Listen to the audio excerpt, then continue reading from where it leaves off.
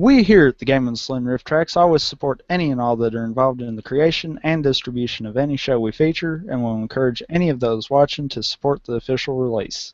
Thank you and enjoy the show. Good evening, ladies and gentlemen! Coming to you live from the outskirts of the internet. This is the Gaming Saloon Riff Tracks Season 5 finale! For May 24th, 2014, with your host, Peacemaker2448. And Ran. Glock is not here. He out getting drunk. And being somebody. Mm-hmm.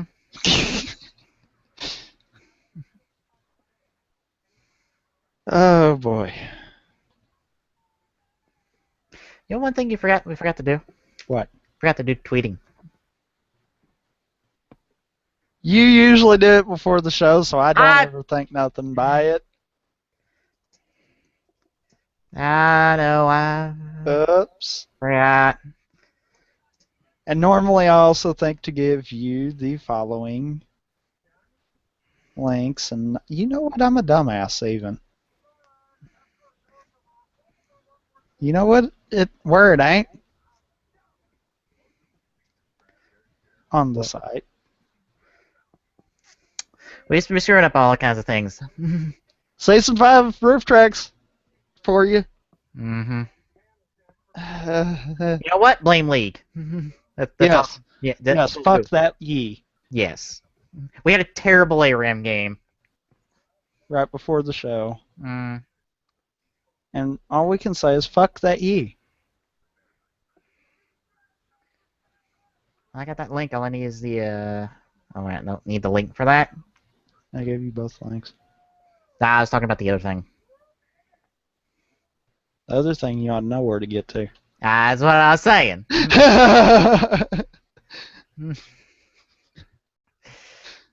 Which I'm getting there right now before I start talking about things. Important things. Yeah. Things that people will probably be watching the archive episode instead of the live anyhow. Yeah. Alright. Never fails. I think we get more views actually on the after it's live than before it's live. Or, I mean, during it's live. Damn it. Fuck. Can't speak.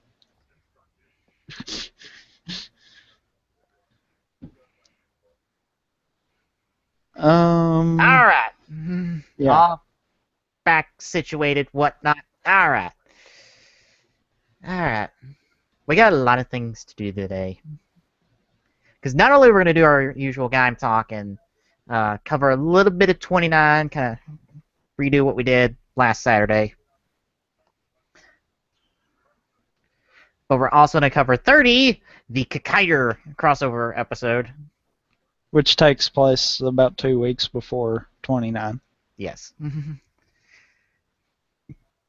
even makes it a point to say that in the show. Plus, we're going to be sitting down, riffing on the last piece of Wizard content, at least solo content, and that is the Kamen Rider Wizard in Magic Land. The solo movie for Wizard.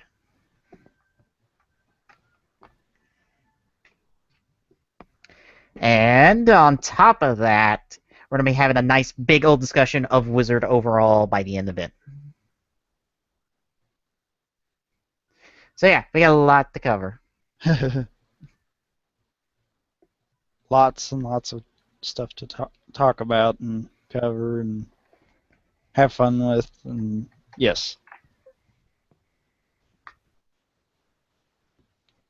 Yeah. So let's start off by talking about Gaim episode 29 again. Yes. Which is appropriate because this week's episode of 31 picks up right where this episode left off. Well, I would kind of hope so. Otherwise, there would be major problems. And well, I mean, right after, I mean, they repeat the last like 2 minutes of this episode, just to get you caught up.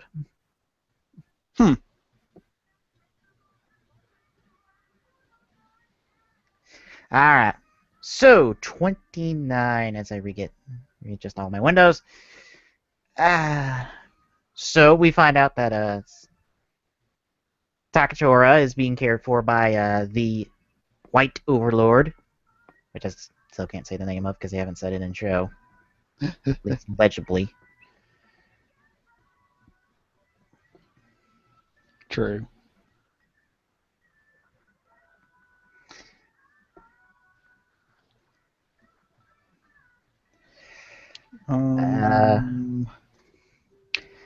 Michi makes a little deal with Sid to try to take out Kota. Because, of course, they both have a common enemy. Mm-hmm. And, don't mind me, I'm trying to get a couple things. Yeah, I can't hold it there. And on top of that, not Takatori, Sengoku tasks Michi, Kota, and Kaito of tracking down Sid. Because he went and wrecked shit. And tore up all of their bikes. Mm-hmm. As well as the big giant portal. Mm-hmm. Well, zipper. Yeah. So that was the basic outline of what happened. Michi continues his little traitorous crap. And Kaito proceeds to make it a point to tell Kota flat out, and Kota don't believe a word he says. Yeah.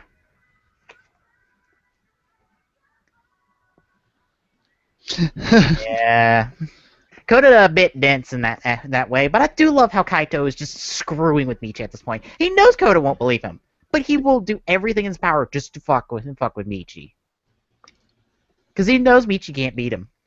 Yeah.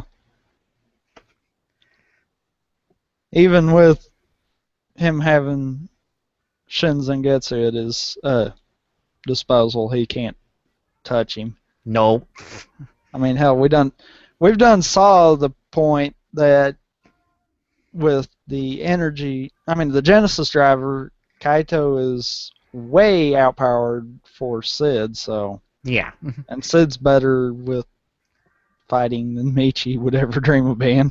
Yeah, Kaito is so OP, he doesn't even have to de-henshin to put the belt on. No, he just literally rips the Sengoku driver off, puts on the Genesis driver, and just slams the armor on. I love that. How does he pull that off? If you ask me, through sheer force of will. Well, and you know what I think's funny about it? What? I think when he pulled the belt off, all he successfully did was remove the armor. Yeah. The inner suit's still there. Because he had that much willpower. Mm-hmm. It's like, wow. Kaito don't fuck around. Of course, you know, it was a matter of time before they had to work that part into it. Yeah. Although they moved a little quicker than I would have figured. But you think about it. All the form changes so far have dealt with the user's original belt. Yeah. The only one we've had so far that has had two separate belts, he threw away the first one. Yeah. So, I mean, that's one of those, you know, they had to work that in somewhere because there's no way in hell Kaito's going to give up Banana. No. No, because trust me when I say this, as much as I would kind of like to count lemon energy as a suit change, because Kaito seems to be using a lot of lemon energy lately. That seems to be his de facto outside, since he's kind of just ignoring banana and mango, but I count that up to more of the look, I ain't fucking around today. Kota might be more than happy to go into his lower forms. Me, nuh-uh. Which, you know, that's something else. Since he started getting the energy lock seeds, yeah, you don't hardly see him going into Pine or Ichigo. Yeah, we haven't seen those in forever. Hell, we know he has a squeaky lock seed and he hasn't used it at all. Well, hell, Kachidoki kind of beats Suika. True. We've seen that firsthand. Yeah. I just figured at this point Suika's like the emergency. Oh shit, I need something. Lockseed. I think right now Suika's more of the, like you said, the emergency, oh shit, or the fuck, get me out of here now. Yeah, or the oh crap, that thing's twice my size.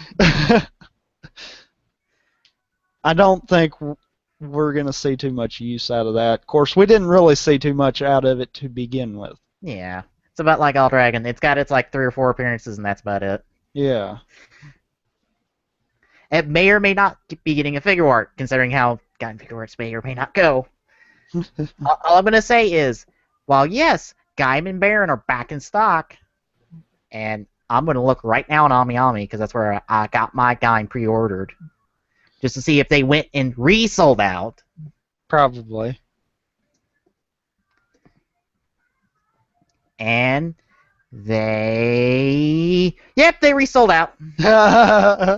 Resold out. Gaim and Baron have sold out twice now. They were stocked. AmiAmi was restocked at least 4 weeks ago. They are resold out. But guess who's still not sold out? Michi. Yep. Yep. Little shit knocker still isn't sold out. So if you want a Michi figure art, you got all of the stock you want. Fuck it. In my book, he's villain. Yeah. Just flat out. Yeah. If he gets any sort of redemption, he is going to take an ass whooping from everybody to get there. Yeah. There's At least Kaito, because he can whoop his ass good enough for all of them. Yeah. Yeah. Takatora finds out a little bit on the background of the Helheim Forest and the previous race that was invaded by Helheim. They essentially destroyed themselves and weren't destroyed by the forest because they bickered about power. And then when Takatora proceeds to be like, yeah, that's kind of how we're standing right now, too. He's like, well, you guys ain't getting the golden apple. No, you ain't getting it. Not anytime soon. Then we also got Kota and Kaito doing a 2-on-2 fight against Nisei Zangetsu, as I've been calling him, fake Zangetsu, and Sigurd, along with Demushu caught up in the middle of all 4 of them. Which Kota showed that he's willing to push through Zangetsu now to get somewhere. Which kind of kills Michi's plan. Yeah. Before Demushu comes in and kills his plan. Yeah, I loved how he blames Demushu for his plan failing. Not the fact that he underestimated Kota's will. Well, in all seriousness, Michi should have thought that one through. While Kota befriends everyone, who has he known the least out of everyone right now? Zangetsu. Exactly. So he's more than likely going to be the first one that Kota would turn on. Mm-hmm. Like, Kaito has been a constant, like, bickering with him, but at the very least, he's willing to back him up. Well, Kaito even went so much as to say about him having power, so that kind of shows you that Kaito looks at Kota as an equal. That while they'll bitch and carry on at each other about their different beliefs, they really look at each other on the same page. Yeah. Of course, the episode all ends with a portal opening where they're fighting and Demushu going, "Oh look, a human city.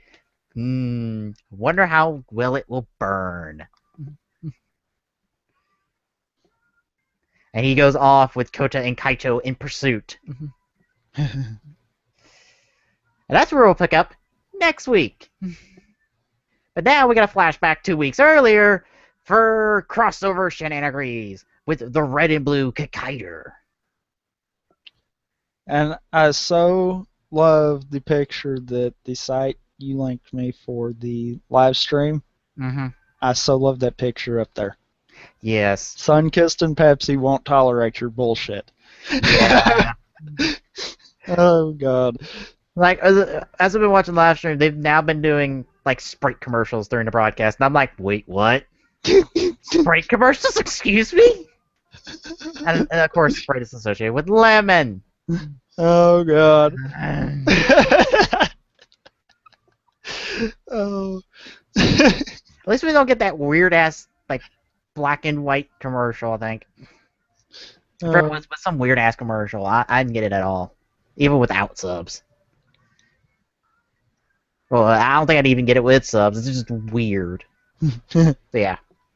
Essentially, this broke down to Kikaider, or Jiro, shows up in Zaomi City. He gets a memory wipe, so he's putting around all episode trying to figure out who he is. Meanwhile, Kota's like, hey, I want to keep him as a friend. Pet. To help. Pet. You know what? You know. Kind of, yeah. That was everything but mentioned in the show. Yeah. It was implied hard. Yeah. And meanwhile, Sengoku decides to go all super mad scientist and goes like, I have this fancy robot that someone sent me. I'm going to test it out. How? By putting my brain in it. To be fair, they did some fantastic shots with the suit to hide the fact that the brain is already installed in the suit. Yeah. It's kind of a part of the whole design of it. Yeah. I do have to admit that was clever shots. Yeah. Especially seeing as how if anyone had been paying attention to the previews up to now, they would have knew what you just said. Yeah. Oh God. So Suzuka goes all crazy with the whole Hakai and destroying shit, and hell, even Malika's not is a bit concerned by this. Or Minato. But yeah, it essentially breaks down. The episode pretty much ends with Kochigo and Kachidoki, Jiro finally tensioning up to Guy, finally becoming Kakaider and getting a re-memory wipe so he remembers nothing of this crossover special.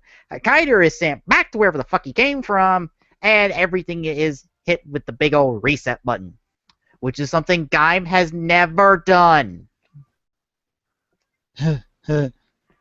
As much as the show loves to change and move pieces around the board, this was a full-on reset. Yeah. And considering we were 2 weeks, 2 weeks in past this story, with no mention of any of this, I can see where they had to hit the reset button, because if they didn't, they were fucked. Because they may have not had this in plans early enough to get it done. Probably not. Yeah. And, now, okay, you mentioned about the last battle there. Yeah. I must say, from what you told me before 31 aired, I think the reason why they set up Kachidoki to get beat around a little bit in this crossover here was to set up for what's coming. Okay, I'm just gonna say what happens to Kachidoki in this episode and what happens to Kachidoki in 31 are two completely different things. Oh, I guarantee it to you. But Yeah. I'm sure this set it up to show, hey, Kachidoki ain't a big walking tank. It can get smacked around. Well, 31 shows that, but it has a lot more to why Kachidoki is not overpowered anymore. Ah. Let's just say it's a building situation that happens that leads to Kachidoki finally getting taken down. Huh. I watch it now. Yeah. There's a reason I'm telling you to avoid everything game related. At least when they're talking about 31, because yeah. Because I've been monitoring the forums. Yeah, the thing you don't need to know about is being talked about a lot. Uh, darn it. Yeah. Ow. Neither one of us really know that much about Kikaider. And to fill in a little bit of information on who Kikaider is, he's another one of Yoshinomori's heroes. If you don't know who that is, Shotaro Yoshinomori is, well, the creator of Kikaider, Kamen Rider, and a lot of other heroes in Japan. From what I understand, he's kind of the equivalent to our Stan Lee stateside. He's known for creating all these characters and heroes and whatnot. He's kind of the equivalent. At least as far as I understand. So that pretty much.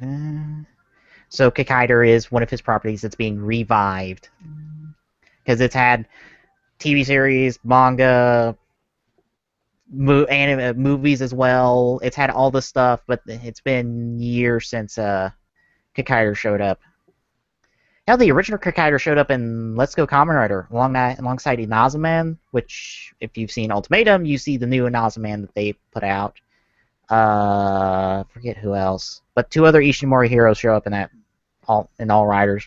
No, not all riders. Let's Go Kamen Rider, because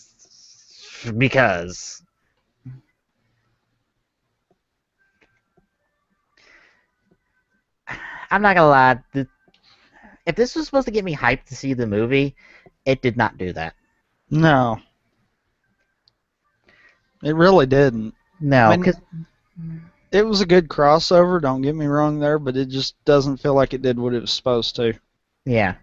Because I feel like I didn't really get to know Jiro because he was mind wiped for the whole fucking episode until the end. Yeah. And he's always mysteriously being vague about the fucking plot of Kikaider Reboot.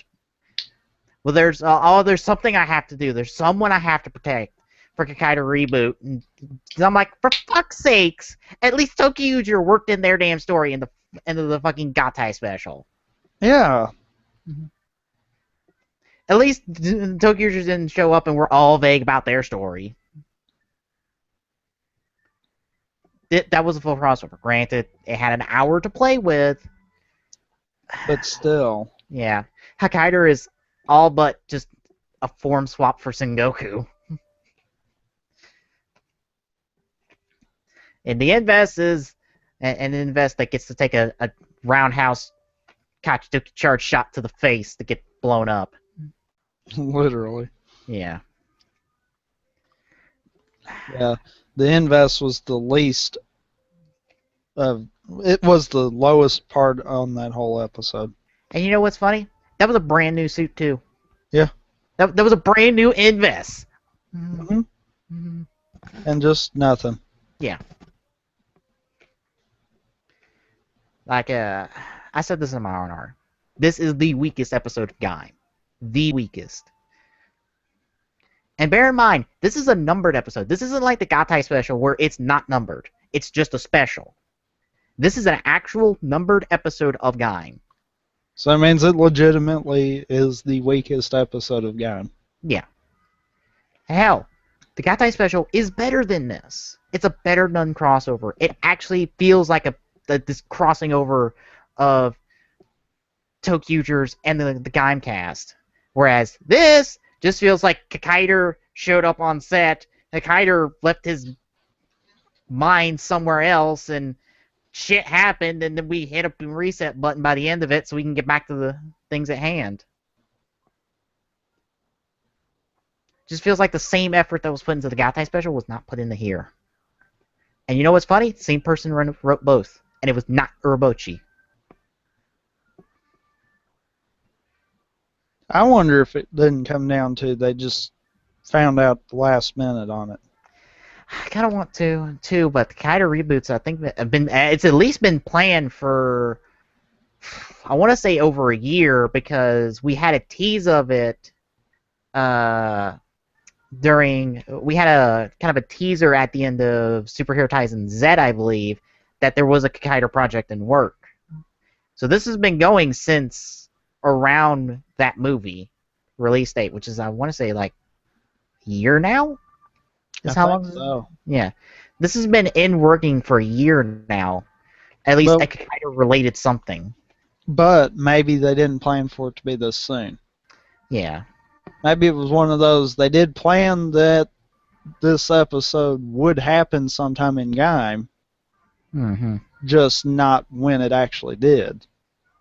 Yeah, I'd say the Kyoto project itself has been in the works for around a year now. This episode, on the other hand, might have only been in production for maybe the last month or so.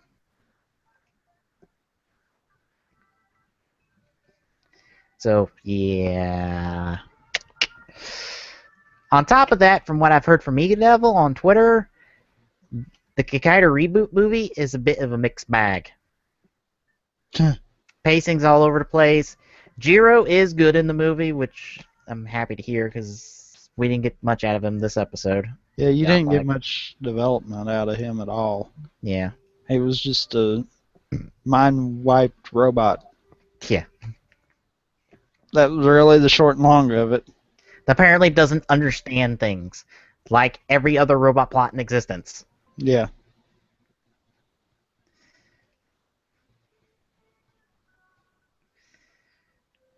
So yeah. 29, good. 30, literally the weakest episode of Kamen. Literally, there is no contest. And that's not to saying it's a bad episode. It's a decent episode because you get some good action out of it, but Well, and it feels like what happened in it would fit with the way game has been done. yeah. It just, in all seriousness, I think that little crossover deal they had there probably should have at least spanned it across 2 episodes. Yeah. Give You know them what? more time to get everything in line, maybe even toss some hints back at the movie Yeah. and kind of go on. Yeah. And you know what's funny? Only 2 writers besides Gaim show up in this movie, or show up in this episode.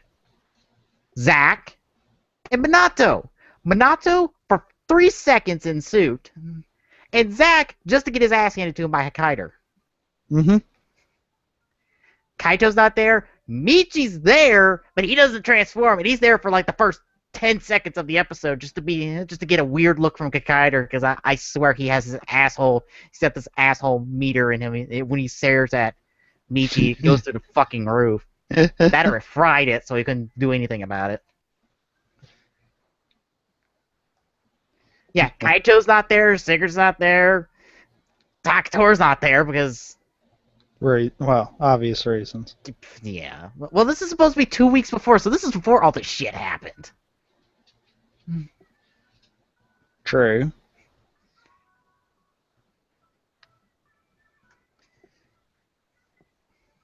Yeah, literally none of the other writers show up. I would say Bravo and Gridden don't show up, but they've been background characters for a while now.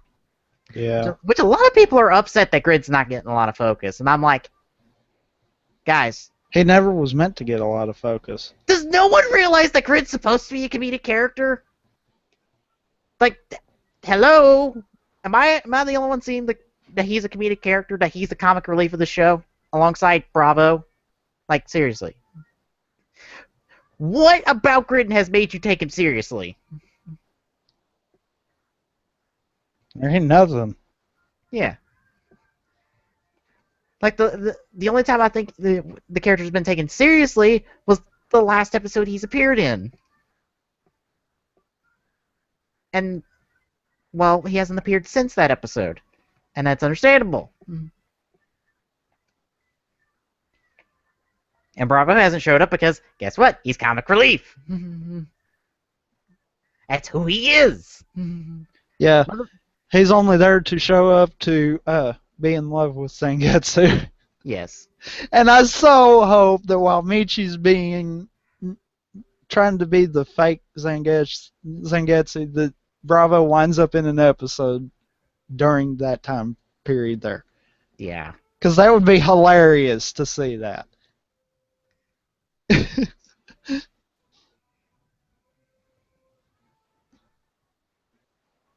And I have a little quick something before we move on to Magic Land. I have the latest Gaim Urabucher Bingo card. Ooh. Now, bear in mind, this comes from April 30th. So this is before everything that happened in May. So this literally discounts what the last. This is coming off like Counting today's episode, 4 episodes. yeah, the last episode it counts as 27.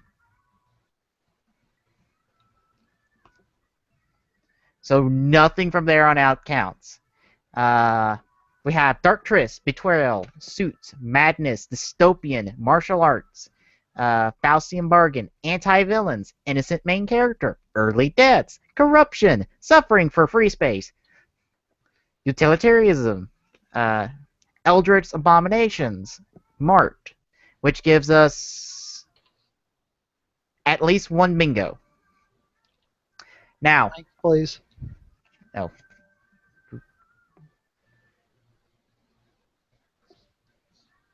Linked. Now, the alcohol space is not marked. I disagree with that. Motherfucking Bravo's got glasses of wine in all of his promos. Yeah. Alcohol's marked. We've had the backstory episode. Because that's when we find out what the hell happened with Takatora and Sengoku and how Sengoku's all master scheme started. True. We've got explosives because monsters fucking blow up every episode. Yeah. So that's officially like 3 bingos. So officially we have 3 bingos. Well, wait a minute.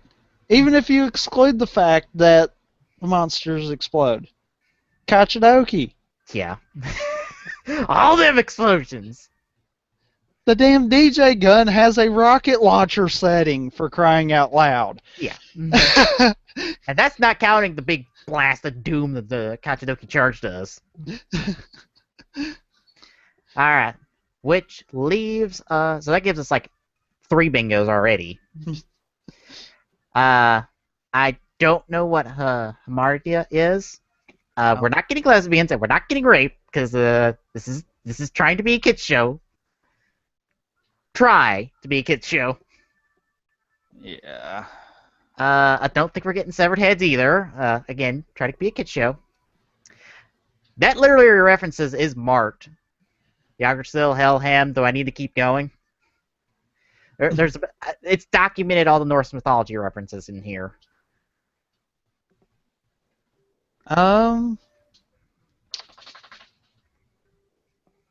Yeah, because the head wasn't technically. It was the whole body was severed. Never mind. What? I was thinking, the very first episode, loosely you could consider that. Because literally Coda does split the invest in half. True. I don't know about lollies. Gun service might be marked because of Kachidoki every time they have to zoom in with the whole turntable thing. I don't know. Would you count that? For which one? Gun service. It's like fan service except guns. Because they zoom in every single time to the turntable. I don't know. So, yeah. That's a questionable one. But we have at least 3 bingos. Now, we may have 4, but we gotta wait till the end of the series to find out about that one. No happy ending? Yeah. Unless you start counting specific characters, then, oh yeah, we got that already. Let's see. Yuya, Hase.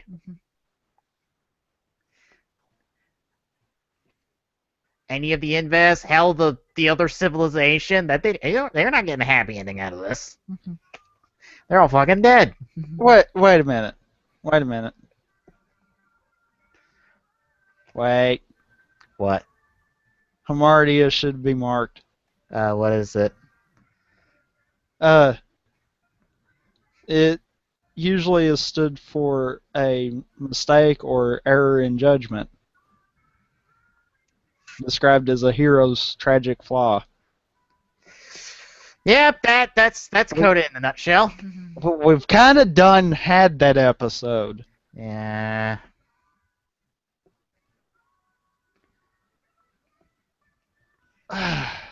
So yeah, that's another mark. That means if we somehow get lesbians in the show, that's 4 bingos. Wouldn't it be funny if someone winds up going back through after game's done Oh dear and God. happens to see somewhere off screen half of this stuff going on that really shouldn't be? Like, I'm not gonna lie, that alcohol's happening because Bravo's got wine. He has alcohol of some type. I'm sorry, it is. It is. If it's not, it's implied alcohol. Yeah. So that counts.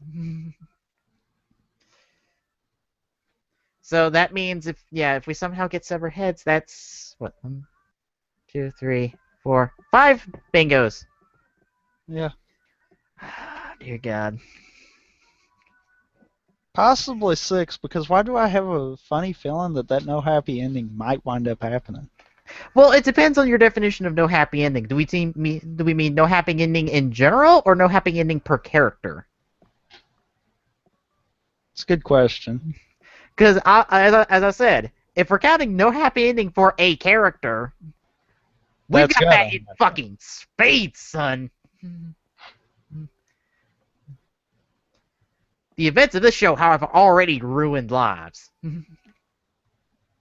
Well, no matter what, if Kota still lives at the end of it, it would be no happy ending for Michi. Yeah. I mean, Yeah. let's face it, it's chalked up to that right now. Yeah, and it's already a no happy ending for both Hase and Yuya because they're both fucking dead. Yuya killed by his own friend, and Hase killed by Sigurd. Right in front of Kota. Which, yeah, the whole Kota finding out about him killing Yuya, that kind of is the Hamartia too, so. Yeah. And then we have the entirety of the previous civilization that got invaded by Helheim. There is no happy ending for them. There's 3 of them left, and they're all pretty much invest now. Well, 3 that we know of. Yeah.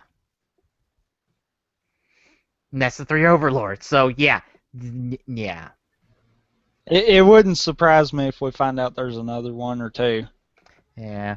As I said, this show has ruined lives for some of the characters. Really, if you sit down and think about the death counter, yeah. Yeah, Chalked anyone who wants to complain about the death counter, that the show doesn't have enough of a body count, just imagine how many lives that previous civilization had. Then this immediately goes straight to the fucking top, because no writer show has wiped out a civilization. None. The closest ones are Kuga and Agito. And that's probably nowhere near the numbers we're talking about here. Because we're talking about a whole fucking world. Not a race. Wiped clean. So, yeah. Oh. Straight to the top. Oh. By the way, people are agreeing with the gun service explosives, and Hamadi is supposed to be marked out. Yeah, I figured. I'm like, under that in the comments down there. Yeah, so I was like, I'm sorry, this is a Tokusatsu show. Explosives is the freebie. Yeah. That is the free space. I'm sorry. It should have been. Really. Yeah. Of course, to get off on a small tangent, there's a bingo card up for Ruby Volume 2. It's essentially a speculation card of, here's a series of things that may or may not happen in Volume 2. Mark out as you watch. What is it based off of? The entirety of the opening. Jeez. Yeah. As I said, just like Kamen, Ruby Volume 2 opening hides a whole bunch of shit in there and implies a whole lot of stuff that's to come. Alright. let's get to what we're watching then. Kameradergeheim in Magicland. Now, this was double billed alongside the Juden Sentai Kyoryuger film Garitsu Music, which is a not musical musical. Not musical. It's got a couple of musical pieces, but that's about it. Ah. Also, it's directed by Koichi Sakamoto, which you can totally tell by the action. Yeah. Now, there's a thing that this and Gabriel Music share. What that is, we'll get to at the end of the movie. Because I'd be spoiling it early if I said. Huh. But this is the Wizard solo film. This is normally where we would see Gaim, but we didn't. He was saved for the Heisei special because Gaim got Wizard got extra episodes. So they just did the Heisei special because screw it, we have 2 extra episodes.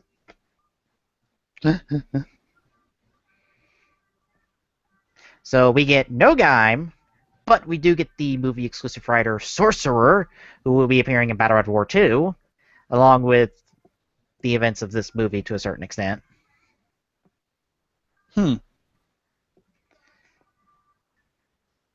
course, we also get the movie exclusive form, Infinity All Dragon. And this entire movie takes place in an alternate universe. Kind of.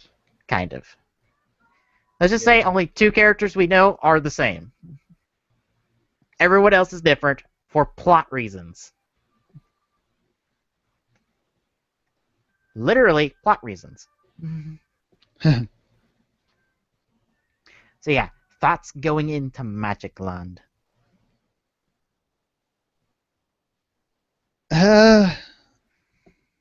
Alternate universe kind of throws me off, but yeah. It's a part of the plot. Is the whole alternate universe thing. So yeah, but keep in mind it was a part of Decade's plot for the whole alternate universe thing too.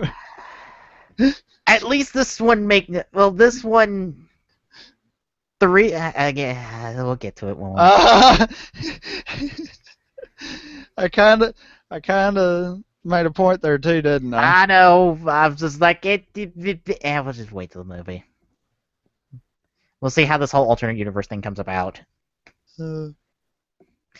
Now, I mean, don't get me wrong. I'm sure they probably played it out a hell of a lot better than they did Decade.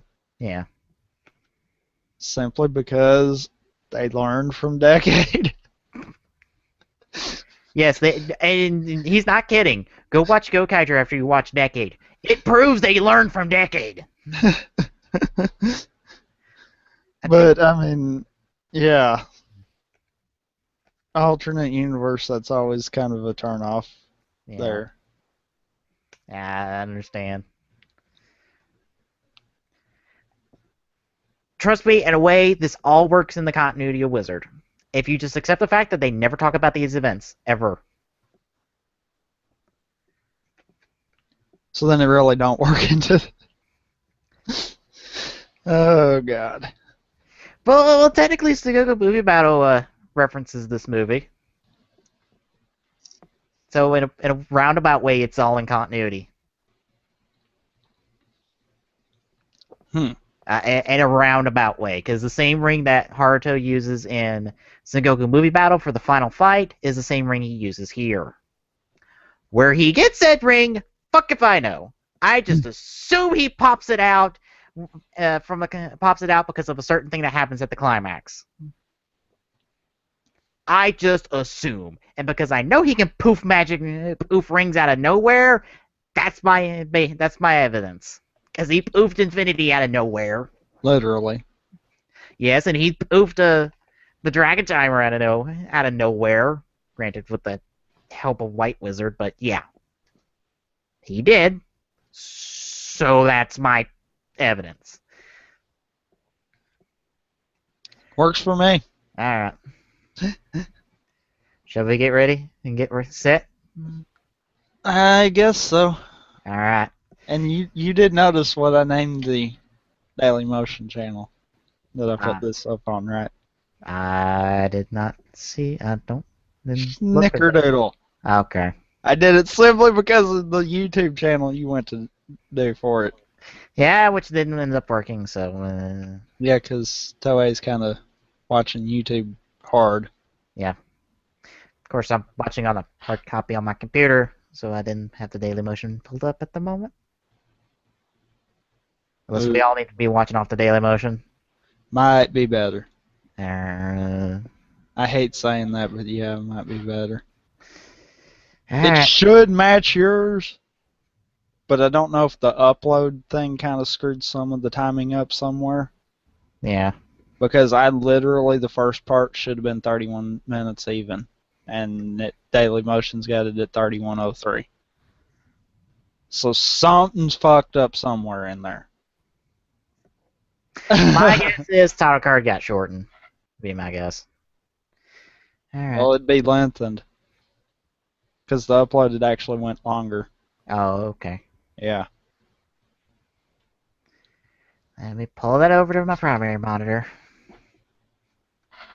Wait for it, And wait we for it. will probably have ads. Yeah.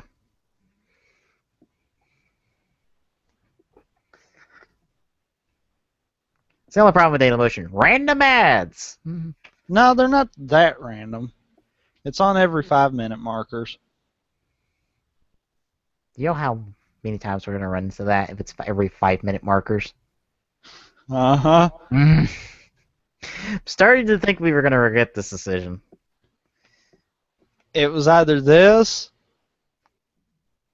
or we link to the TV Neon stuff and hope the people download it. And Yeah. we're all about trying to make it easy. Yeah. Alright. I'm all set now. Same here. Alright. Starting up Kamen Rider Wizard in Magic Land. In 3, 2, 1, go.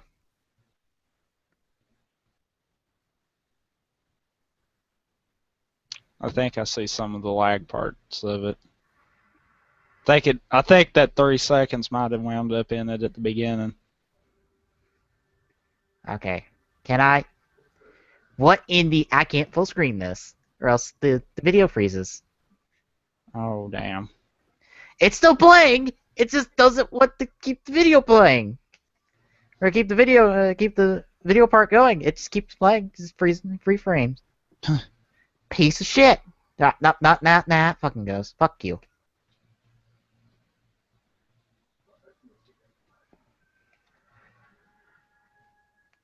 Now you think we're coming off an episode of Wizard? We're not. So this kind of feels like we're coming off like the cliffhanger to end the Wizard episode.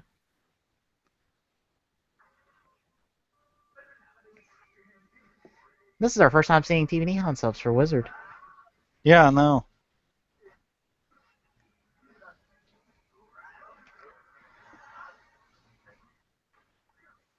Well, somebody acting like a White Wizard with the whole spamming of one spell. Because it just drives me something using that one a lot.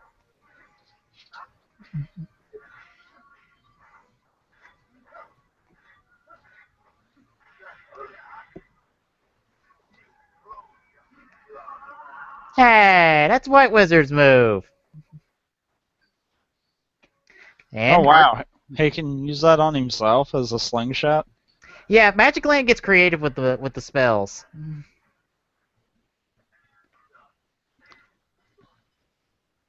It decides to take some of those spells that aren't used that much and decides to get creative with them.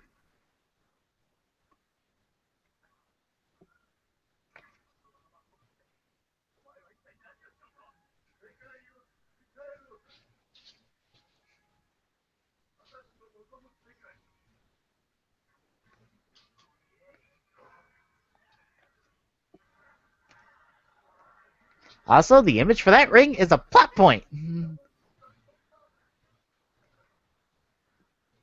I mean, literally, it's a plot point. Huh.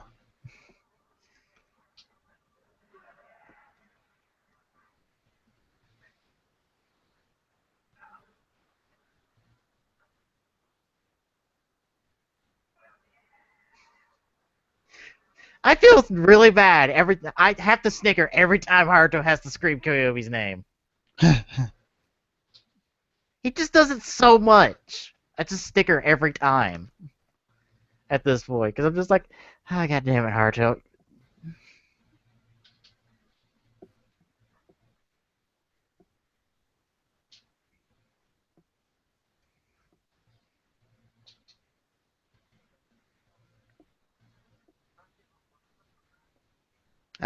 It was create. Did you not hear the belt say that? Apparently not.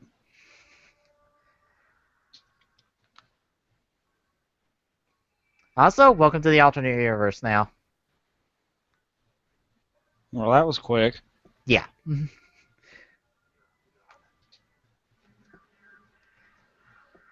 Said you were getting a fish out of water story, except it's a fish in his normal water getting thrown into brand new water.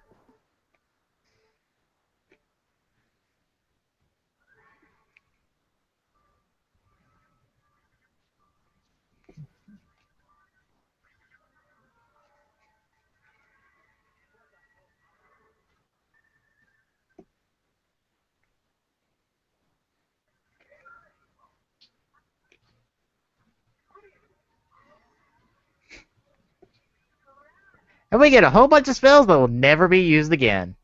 All because they don't even get a special ring. Because it's all the same ring.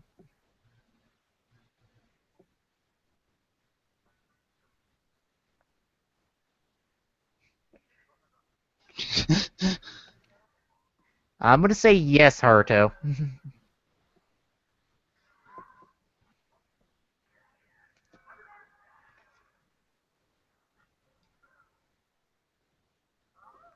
Hi, not Shunpei Shunpei.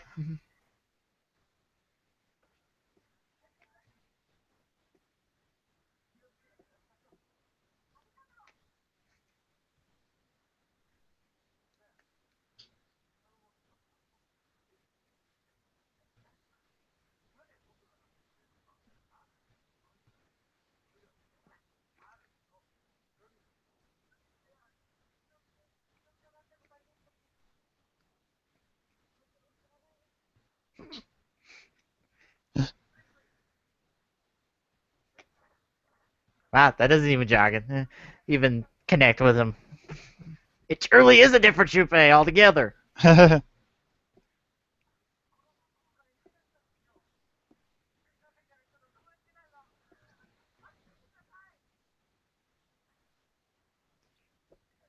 was an odd jump cut.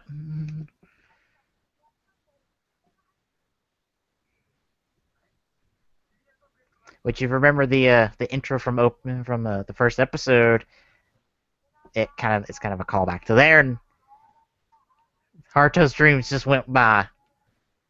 Like,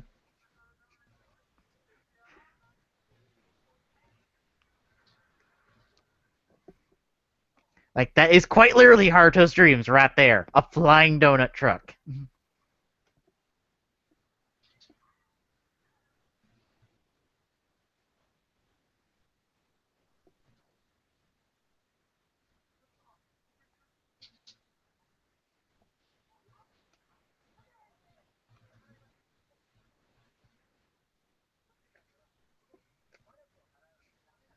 Yes, cash is obsolete. Huh.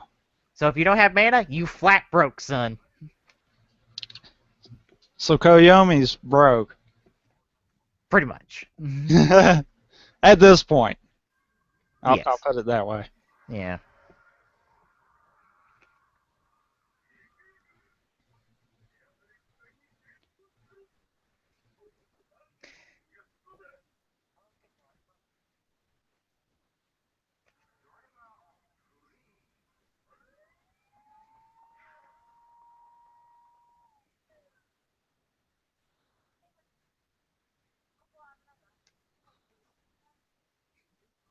Now for the thing you always saw in the trailers. Yeah.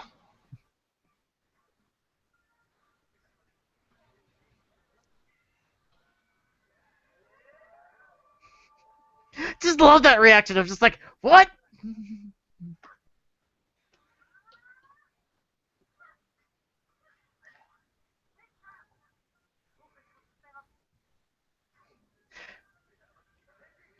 Okay, the change was staggered, yet the now was all unanimous. Yep. Just to let you know, sound effects in the movies are weird at times. Two more mages. Now you start to see how the mage suit was designed the way it was. Yeah. They gotta have like 14 of these for the damn movie. So it's just since Naruto has to stand out in the damn crowd as he gets slapped around.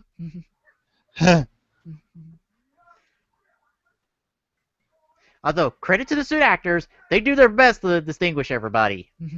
Yeah.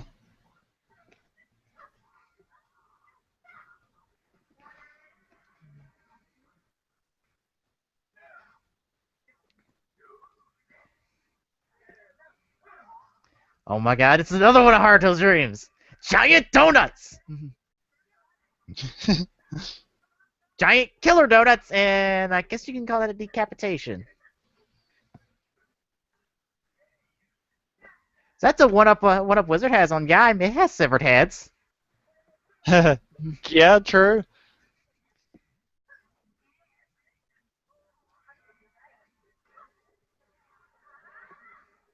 And Rinko gets the first rider kick of the movie. I like that. Naruto's like, I didn't do a thing. Mm-hmm.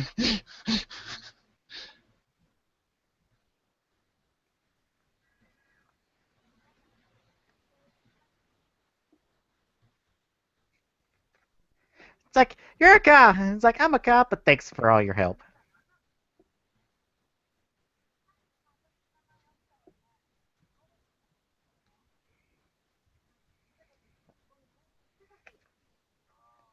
Well, I have special rings.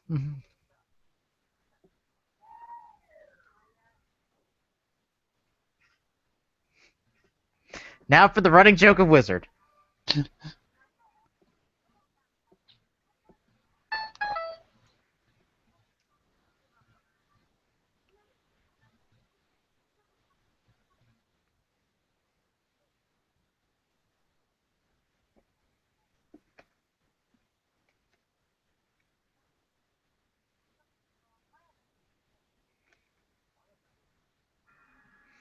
Yes, he's on top of the whole floaty castle thingy.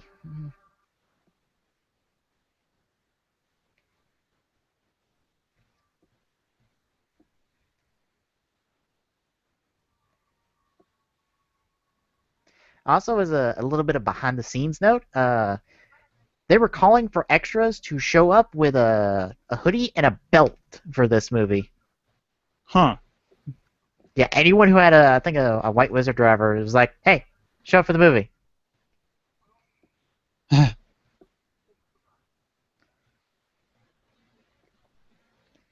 Because from what I know about the white wizard DX toy, you could probably pretty much use that as the prop. You just has to hide everything from going back a certain point.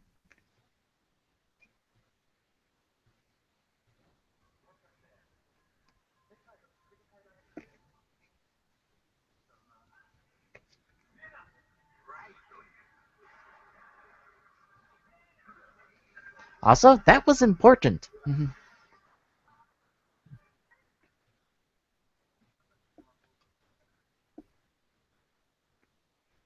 Kind of. He still got kind of knocked back.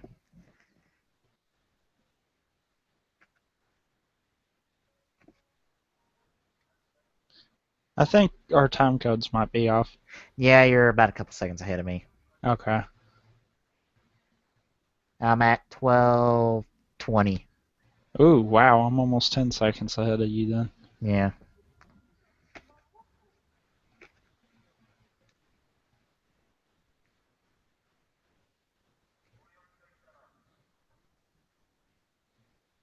We ought to be closer now.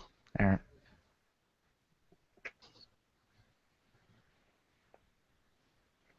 I was wondering why you were so far behind right there. That's why I was like, wait, Yeah. where's he behind? If anyone should be behind right now, I should, because I was playing with the settings. I think what happened is those freezes I had kicked me back a little bit. Uh, I didn't think they did, but apparently they did. I didn't realize it.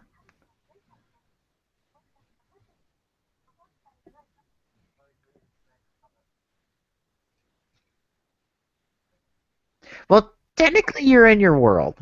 yeah. It's just not the world you knew.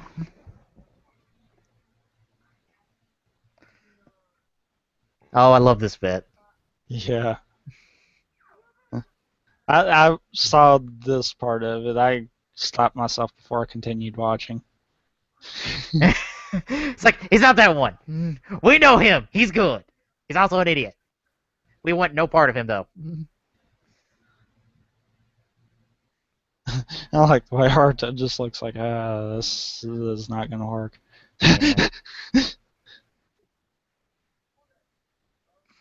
I love the ancient magic mayonnaise models. Yeah, I know. That's awesome.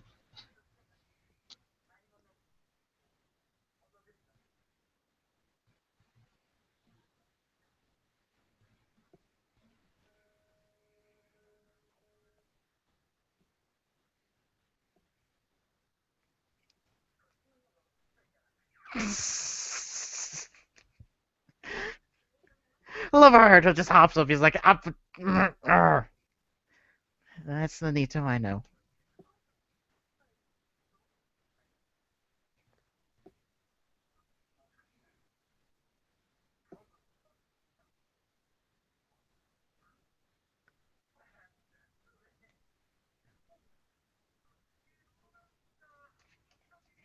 Wow, it's almost like all their problems are fixed here. Yeah. Nito doesn't have to worry about phantoms. Everyone's a mage and can take out the phantoms. It's almost perfect. Who's ready to ruin perfection?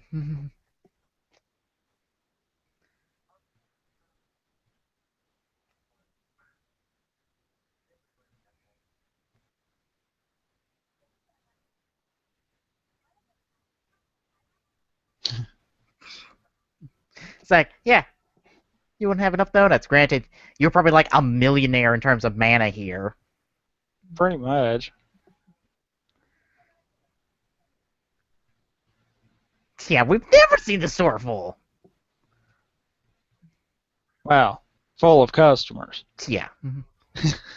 We've seen it full a few times. Yeah.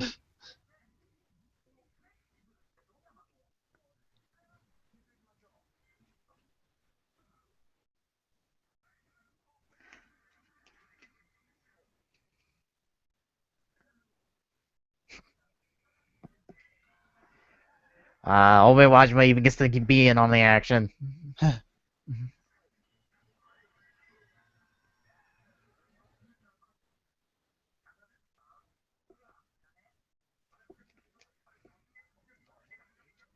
there went all the customers. That's not useless. What if you need to get something really high? Seriously.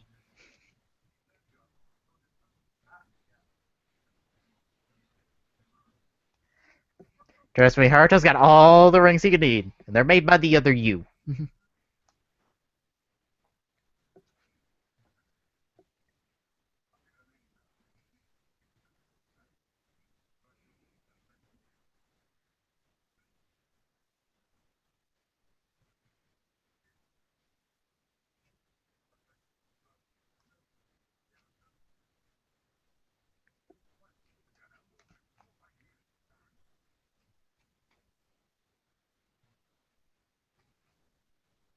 Yeah, with those two around, it'll be pretty lively.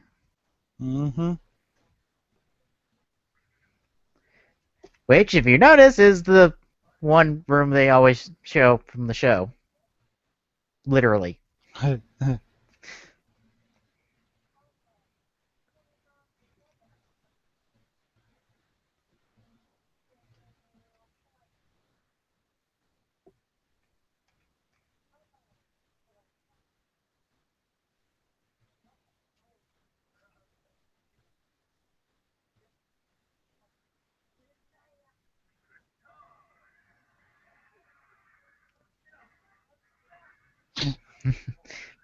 Ah, poor Haruto. Bested by random magic. That's his deal.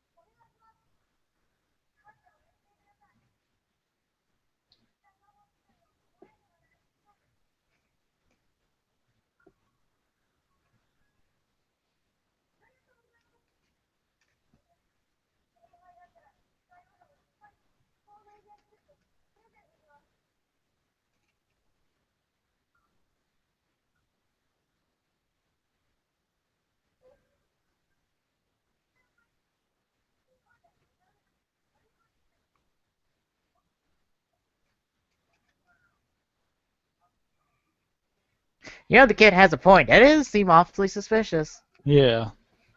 It's like, yes, make something better for your mother. How do you know I made something for my mother to begin with?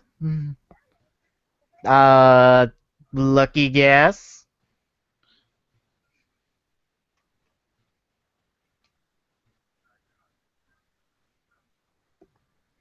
Unfortunately, he's not that imaginary.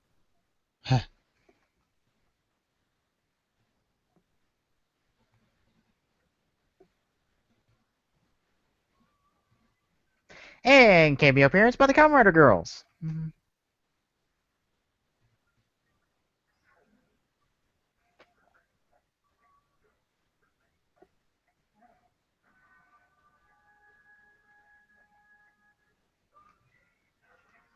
And that's about as long as that cameo will last, because they're not appearing for the rest of the movie. And for those who don't like the Kamen Rider Girls, you're probably gonna like what happens, probably what the implication is that happens to them. Maybe.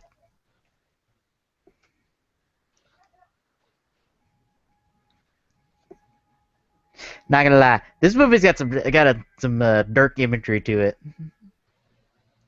I can tell.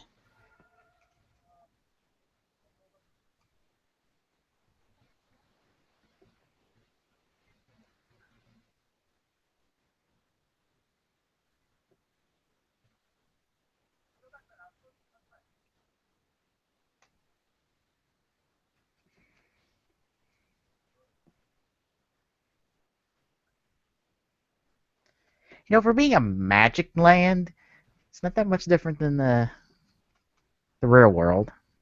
Yeah, I know. We've just got the special magic castle, although they probably need a really big budget to go all the way with it.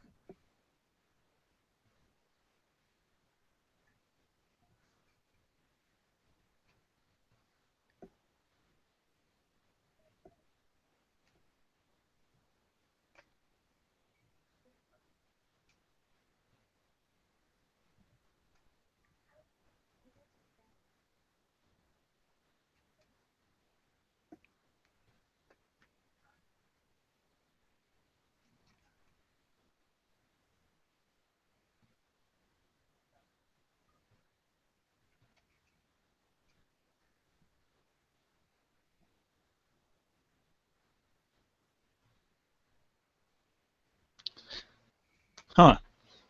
Yeah, remember that conversation. Also remember the timing of said conversation. Oh, hi Phoenix. Welcome back from the sun.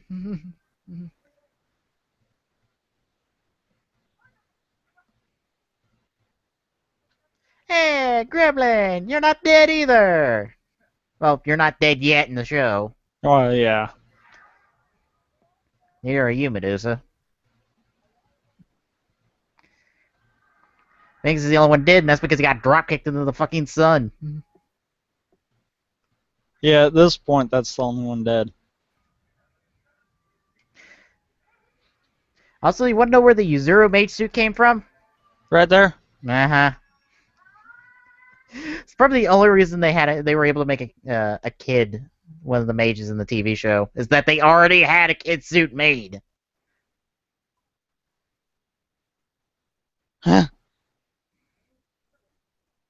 Mayonnaise fishing. Mm-hmm. See?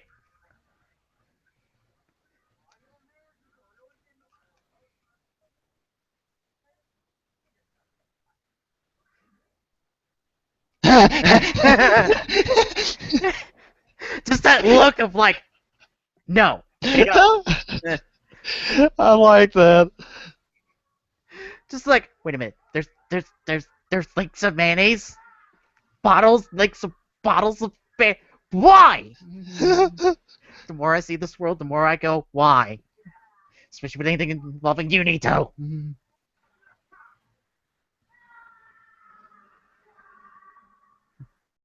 All the explosions around him and he jumps in the air. Gotta love it. What was the shockwave? Physics. I love how Gremlin was taking pot shots at him. I think that was Gremlin taking pot shots at him.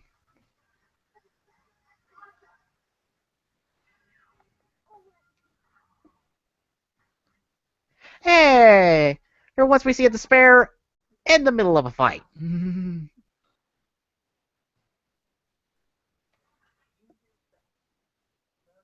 I guess this proves that actually scaring them to death would work. Except it was on a kid, so... Yeah.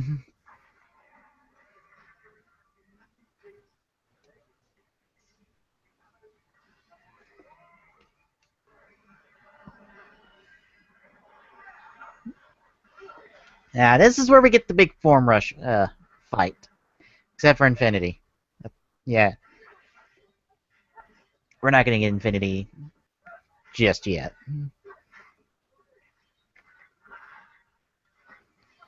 Boy, there was no wires in that jump. Yeah. You gotta love some of the jumps that you can tell they had wires on. Yeah.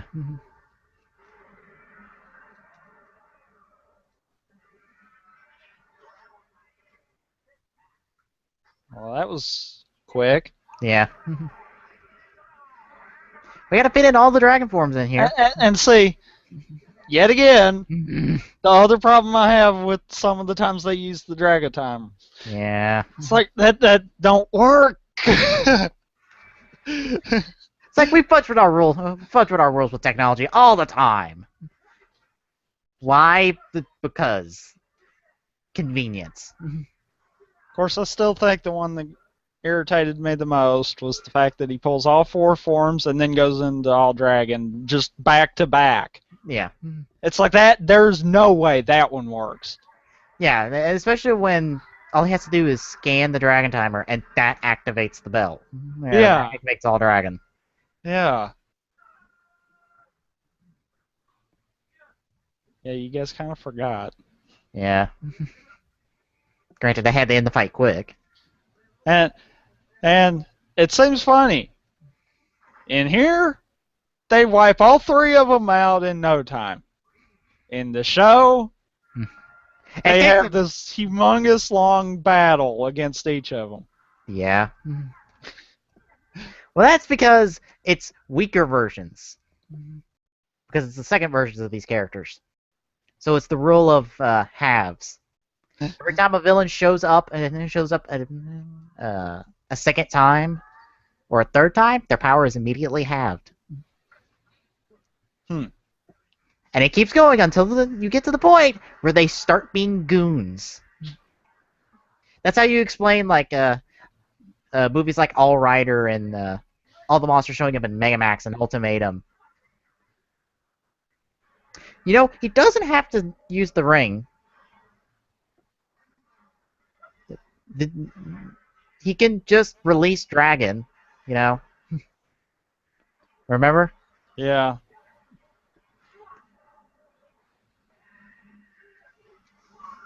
And this is why we can't have all Dragon. We kind of blew the CGI budget here. Jeez.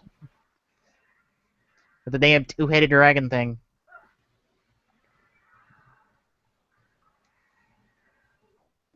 Two-headed gold dragon. Well, one's gold, one's silver. See? Oh, yeah. It's a gold and a silver dragon. And that's tied in a bow. Mm-hmm. And it's about to get the double uber kick strike.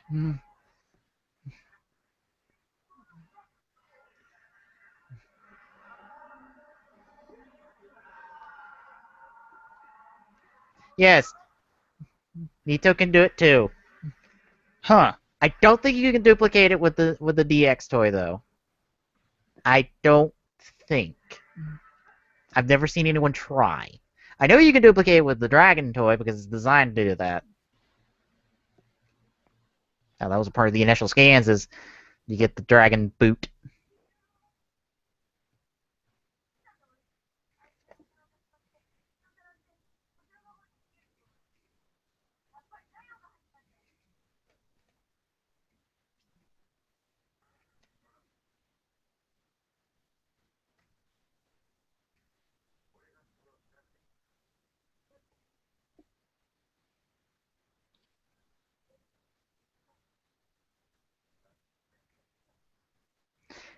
Mm,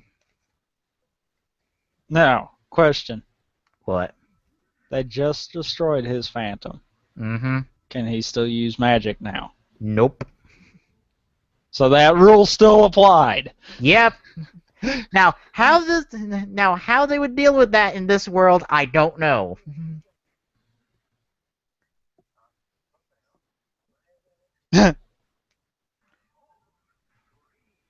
Wait. Yes, Nito just used one of Haruto's rings. And he has a regular belt too? No, his belt, when it's not activated, will accept other rings. Ah, okay. Because you know his driver on ring, he doesn't put it in the belt. Okay. I got you. Now, granted, they never show that in the show, so I don't know if that actually is supposed to work, but here I guess it works. Here, I guess it's just for plot convenience. Yes, and because Nito made the belt, he would make sure it accepts the modern rings as well as the ancients.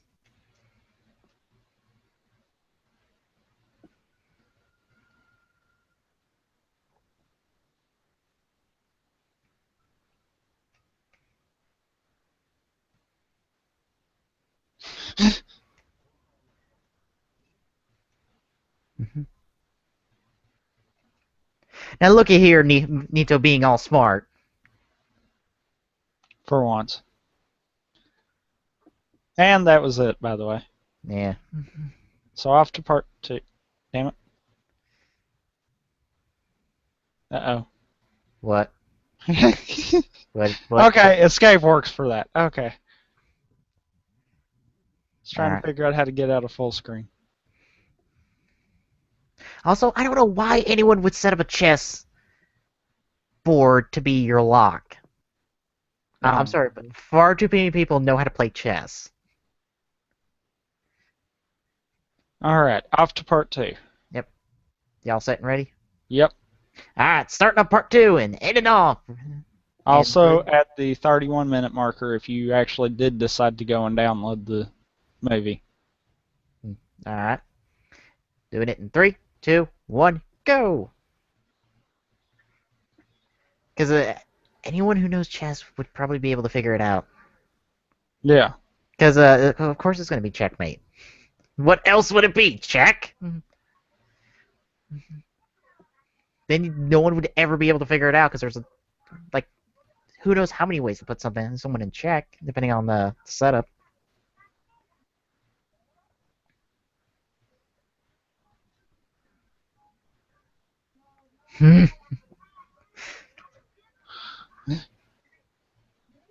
I love this answer by Haruto.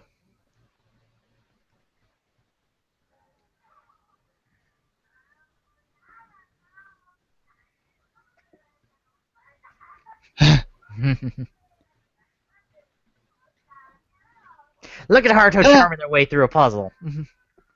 Also breaking the rules. At least Nito played by the rules. Oh, welcome to the dark imagery of the movie. Hi, dead people. Yes, that is a pile of skeletons. That's everyone that has ever been through the tornado, ain't it? No. It's implied that, anyhow. Oh, no, it's not everyone who's been through the tornado. There's another thing that happens after they go through the tornado. Ah.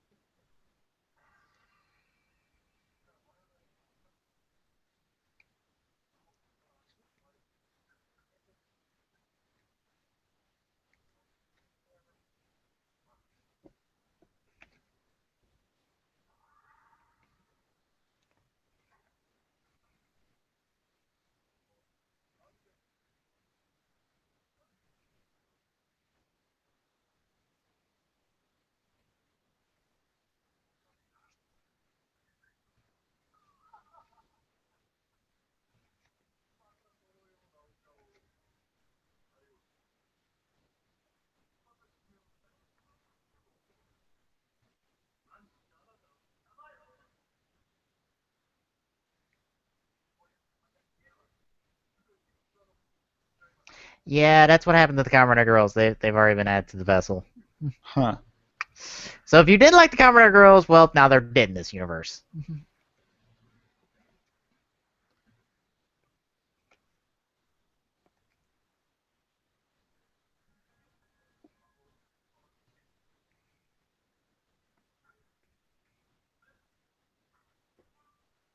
Damn it, NATO. Yep. Hey, it's Haruto's ring from Ultimatum. He actually debuted the ring in Ultimatum before it Huh. showed up in the show. Of course, why it's blue, I don't know.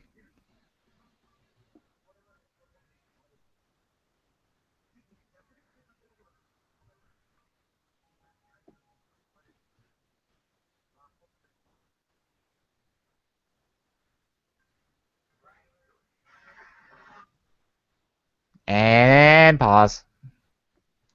Really? I got a buffer. Yeah, I got a buffer. Oh. What time code? Yeah, I gotta pull it over. 336.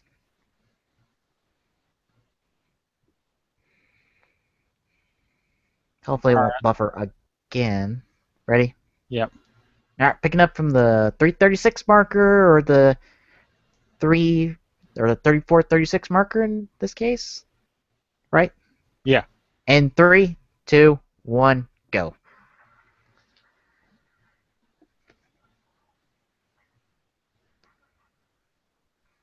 Alrighty, they likes jumping in quality on me at the moment, and I don't think I can change the quality. You can. Oh. Up at the top. Oh yeah, okay.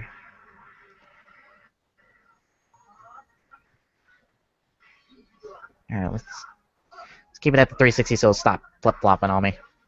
That will probably help it keep it stable. Hey, that was a good roll.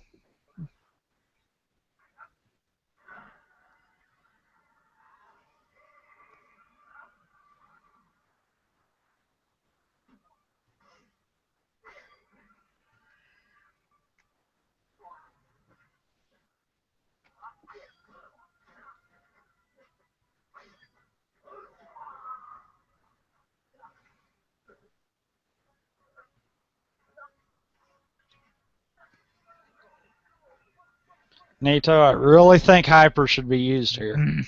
Yeah.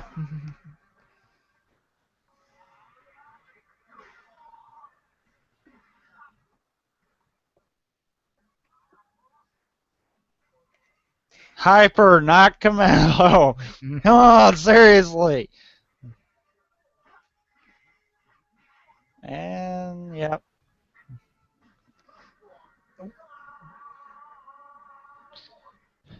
Oh, through the styrofoam pillars.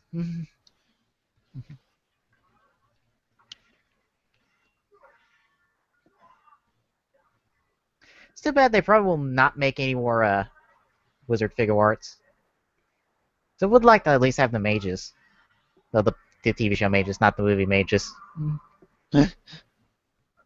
Hell, you could do it in the 3-pack.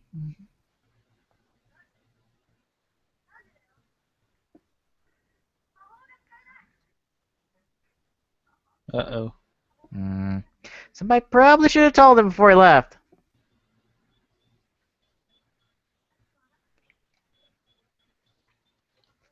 Yeah, you guys never had this happen before? You know, falling into despair. If you don't, Phantom's Born. You people never heard of this. Wow, this world's absolutely perfect. Except it's not.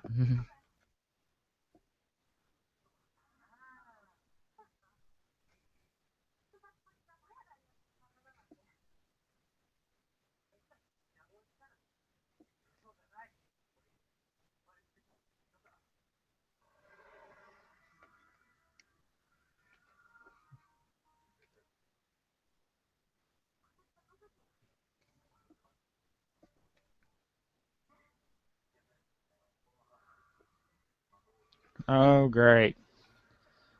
Uh-oh. Hey, he doesn't steal magic. That's kind of impossible. Unless you count the taking away of magic, and then he kind of does that a lot at times when he needs to.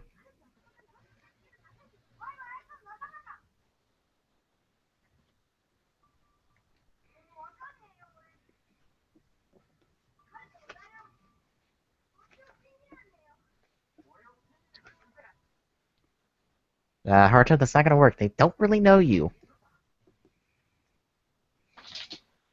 Maybe the donut people. No, they're backing away, and they're about to Grabbing use. mayonnaise.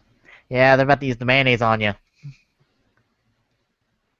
The fishy mayonnaise.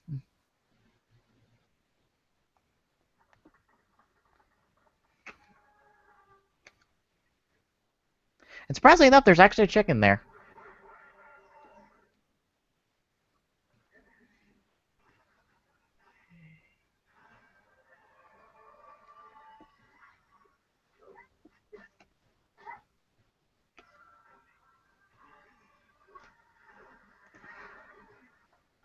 That technically is not how Connect works. No.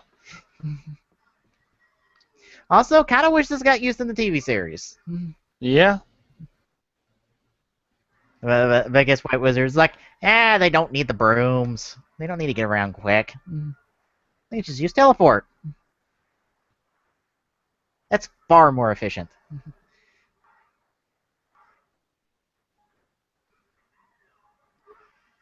I think it only takes one hand to drive.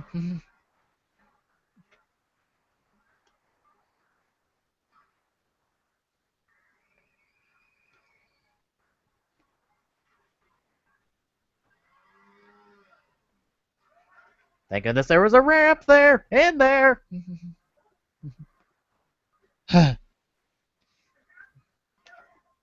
Also, if you notice, between the faraway shots and the close-up shots, the helmet changes color. It goes from a clear visor to a completely blacked out visor. Well, of course. You can't expect him to do his own stunts. Even though he does all the on-foot stunts, apparently it's a bit too dangerous to do the bike stunts. Which is why we're going CGI now. Yeah. Big time CGI cut. Mm-hmm.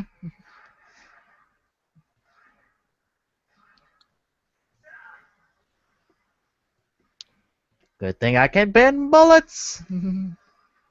Otherwise, this would suck.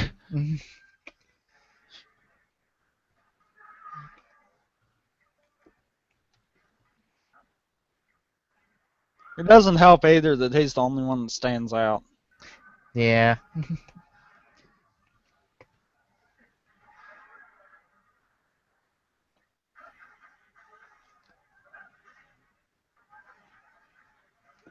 Yes, Haruto, go on a destruction path. Yes, that will totally help clear your name. Probably not your smartest move, but I think we're at Panic Carto now.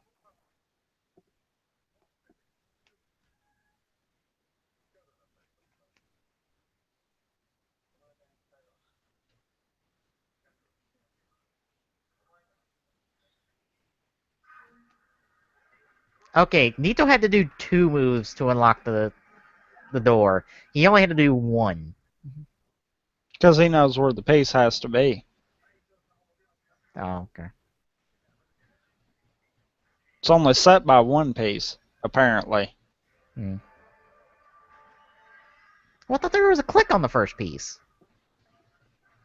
I don't guess there was. And distinguish some of the mages, some of them get capes.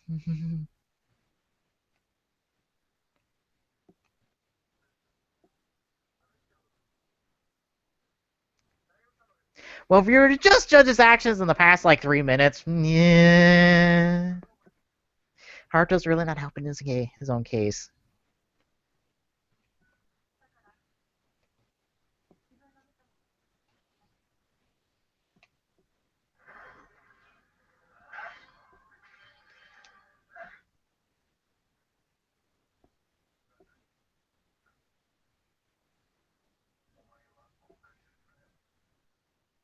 Yes, don't regret your decision later, no matter how stupid it may sound. Yes.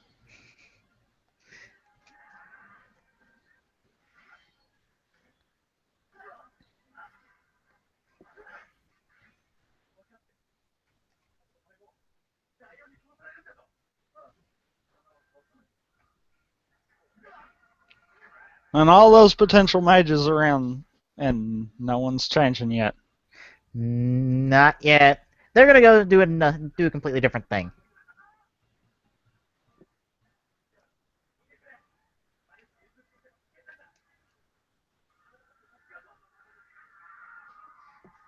They're just gonna use their rings to throw shit at him.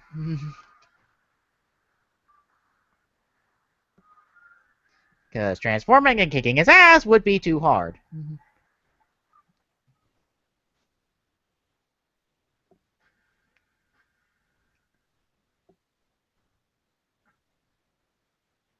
Plus, we gotta do something so Kiyomi can actually do something to step in.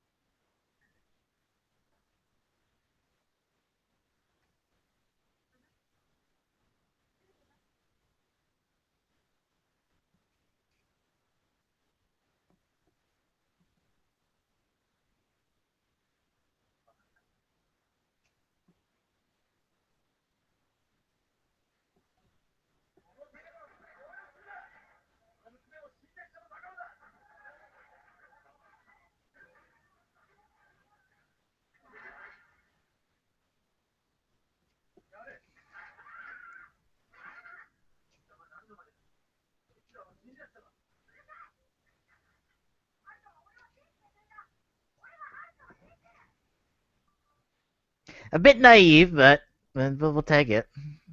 Haruto needs all the help he can get right now.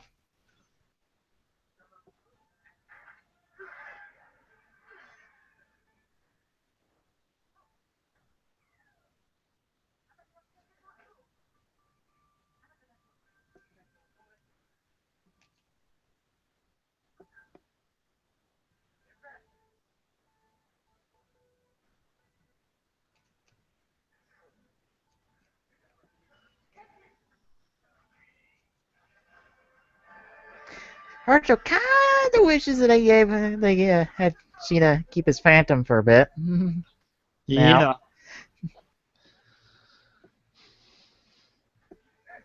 he'd be really helpful right now.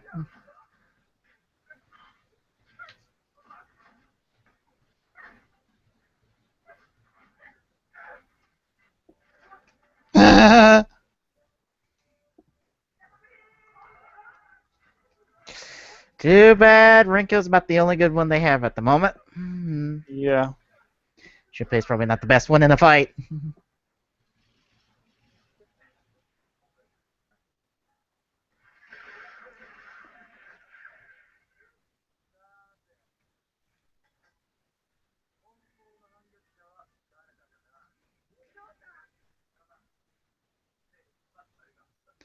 Hmm.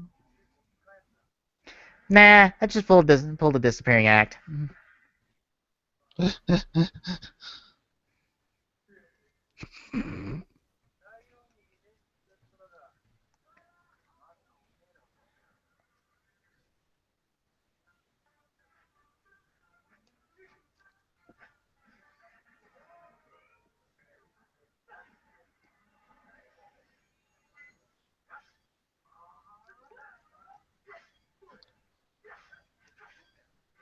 I would try to point out the fact that there is no physical way that Nito could still be Beast, but I'm just letting that roll.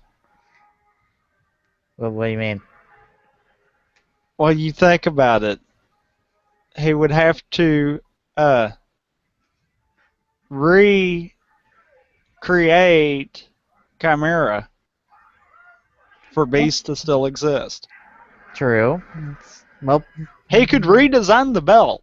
yeah. It's just the belt would do nothing except for utilize whatever phantom he had in him.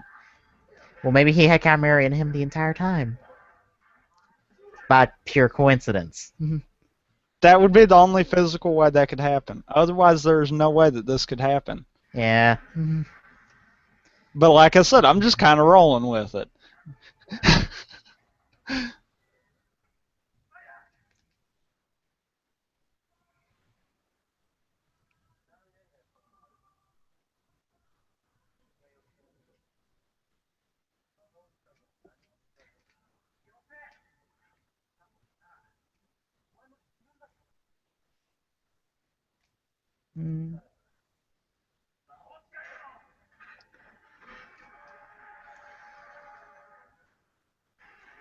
I wouldn't be too sure about that. Because as you see, unlike in the TV series, Nito's kind of affected by something like this. Yeah. Well, I guess that means that he had Chimera in him the entire time. That is his natural phantom.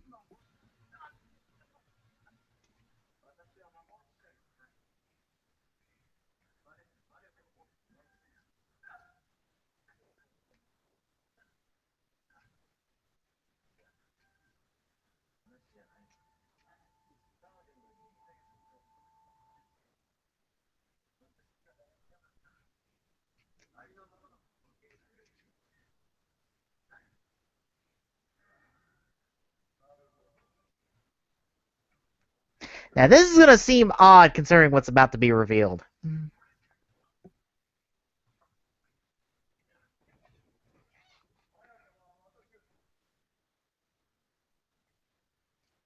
Because you want to take a guess on who Sorcerer is?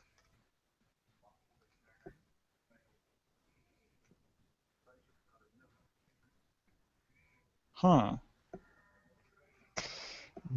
I'm assuming time delaying shenanigans.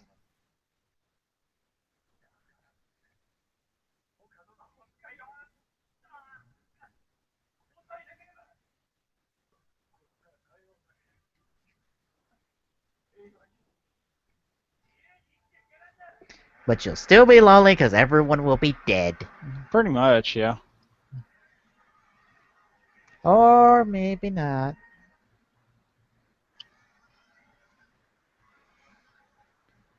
Well, isn't that a familiar seal?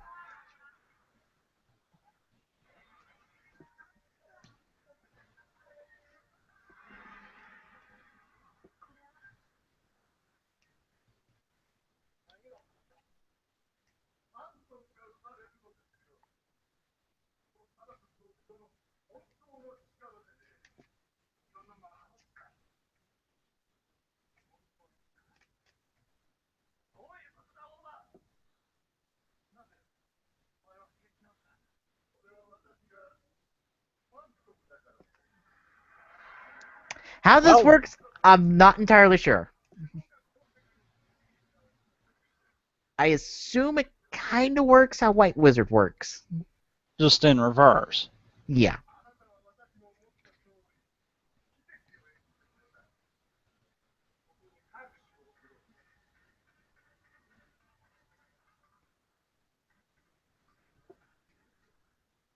Now this is what the point. This would be the point where he just starts despairing, but he's got no Phantom to despair into.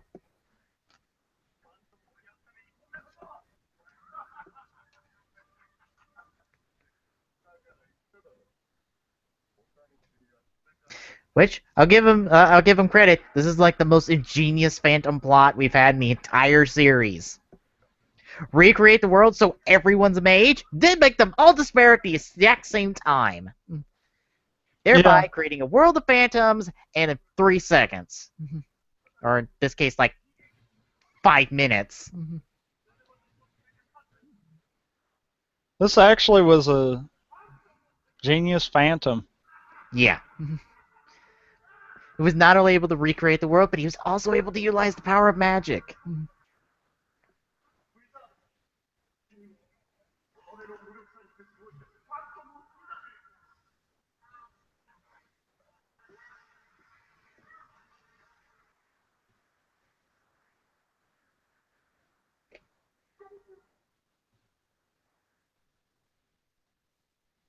Now, this is what I expect to happen in the Infinity arc.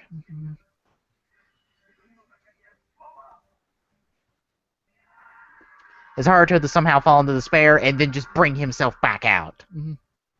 And that somehow creates Infinity.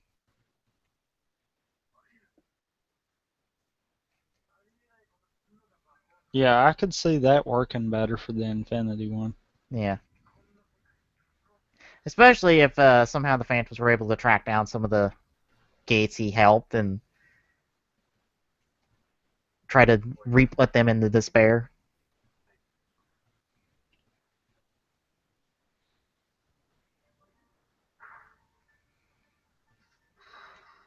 Look at Haruto being a badass, crushing a ring in his hand and probably breaking it at the same time.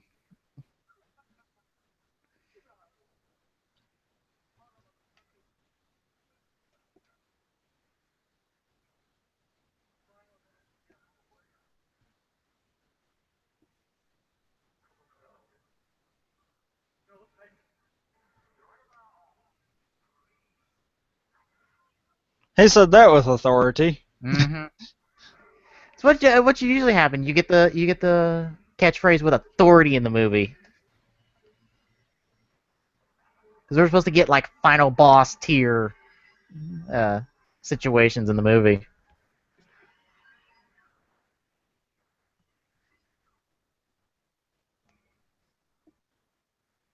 I do love just this quick draw moment. Very old westerny. Yeah,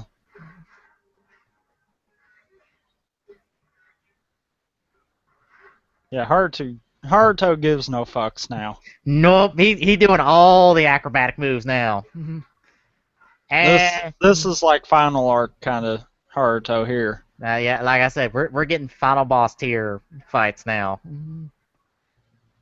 It's fuck you. I'm pissed. And we get the form rush. Because we've seen all the dragons, now he's going to go through all the biggest forms in this fight. Not all the dragons, because that'd be far too long of a fight.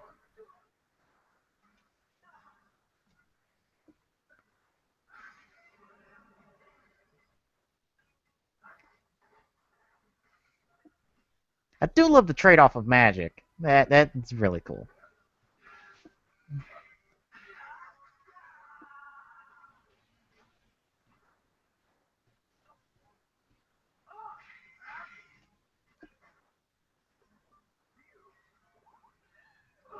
Oh, wow, that's a lot of dupes. That's some White Wizard level breaking of the dupe spell. Yeah.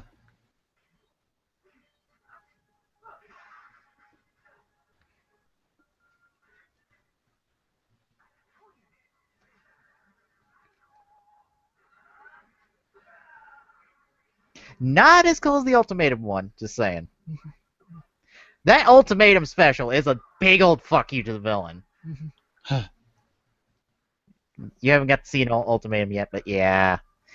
The special that Haruto does in ultimatum is a big old fuck you.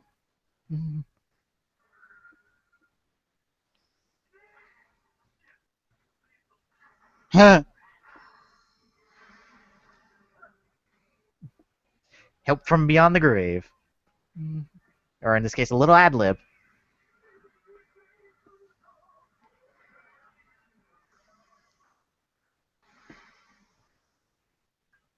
I love the fact that sometimes he gets his weapon with infinity and sometimes not.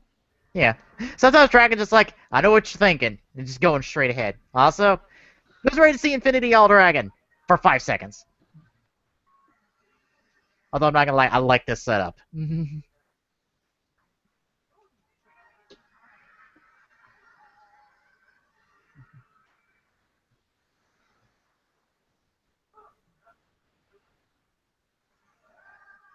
I just wish it lasted a little bit longer. See, something like that should be like the final strike for infinity. Yeah. Where it's a case of Dragon becomes part of infinity and that's what finishes it. Yeah. And somehow that undoes the spell.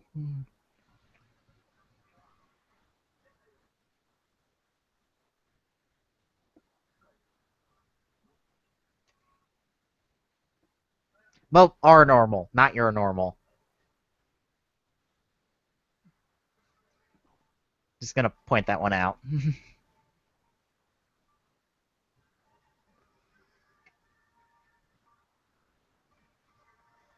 Although I'm not sure why Haruto and Koyomi need to hang on for this part. I mean, if they're both being affected by the tornado already before they're even together, they don't need to hold each other's hands going out. Just pointing that one out.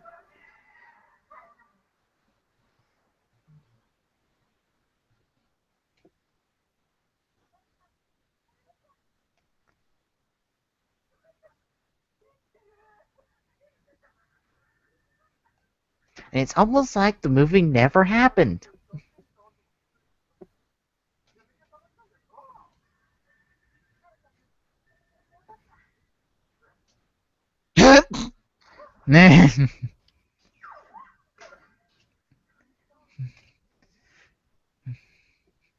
Haruto's like, that was a terrible idea, but that proves this is not a dream.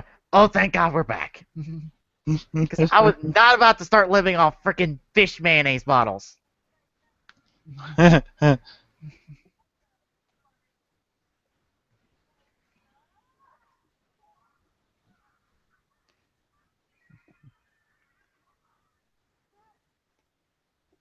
I love this little after credits thing. Well, during credits thing, really.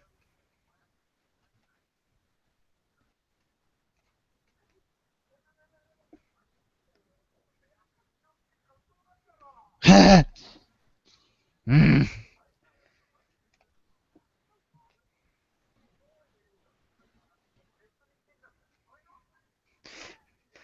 And now Nito's dreams have come true. It's just like, mayonnaise fishing. Oh my God.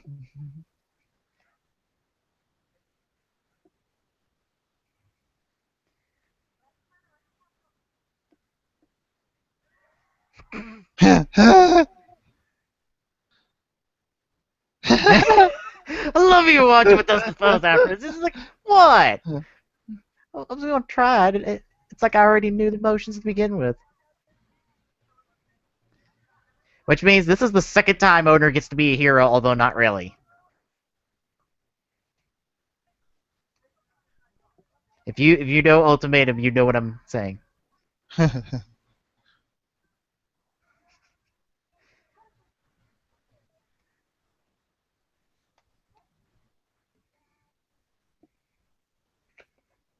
Hey, kid got reunited with his mother. Mhm.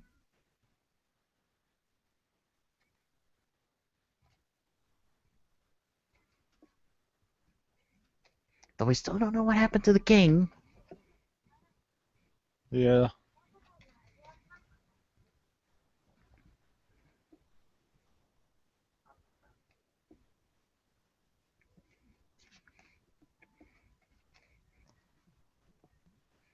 Dude's got a family and an ascot.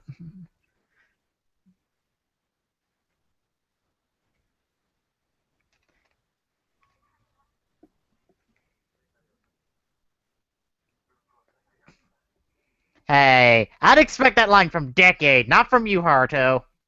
Seriously. Although technically you didn't destroy it, you just kind of killed the guy who created the spell, and well, the spell was undone from there. So yeah, no, you technically didn't destroy the world. Technically. Yeah, technically. Well, it's normally where I ask thoughts, but gotta wait because we got other stuff to talk about first before we get to Magic Land. Yes, yes, we do.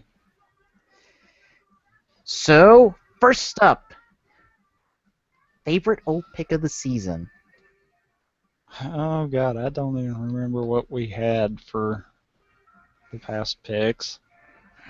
So off to the shows list. Yeah. Oh,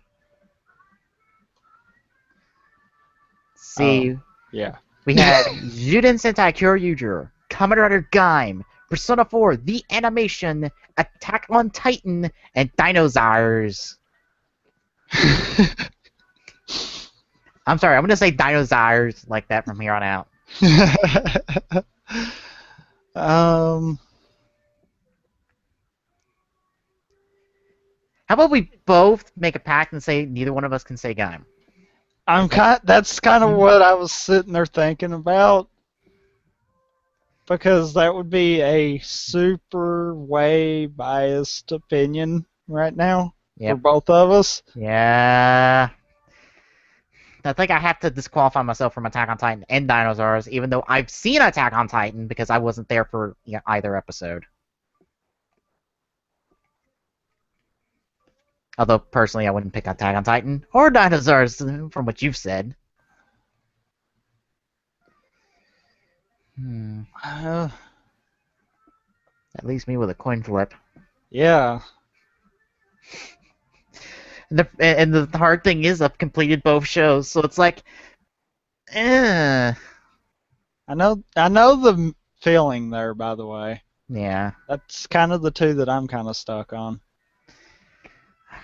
I think for me, I'm gonna go Persona 4 the animation just because it was the stronger show overall. Again, I've completed both shows. Kyoryuger has some problems that are more overall than later on down the line. So that's why I kind of have to lean towards Persona 4 the animation. I don't know. That one really is a tough one. Yeah. We kind of wound up with narrowing it down to just like those two. Yeah. And really, it was both. It was two really good, strong openings for both shows. Yeah.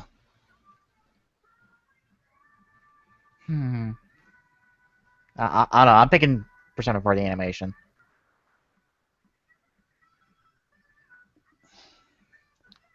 Like you said, they're both really strong openings.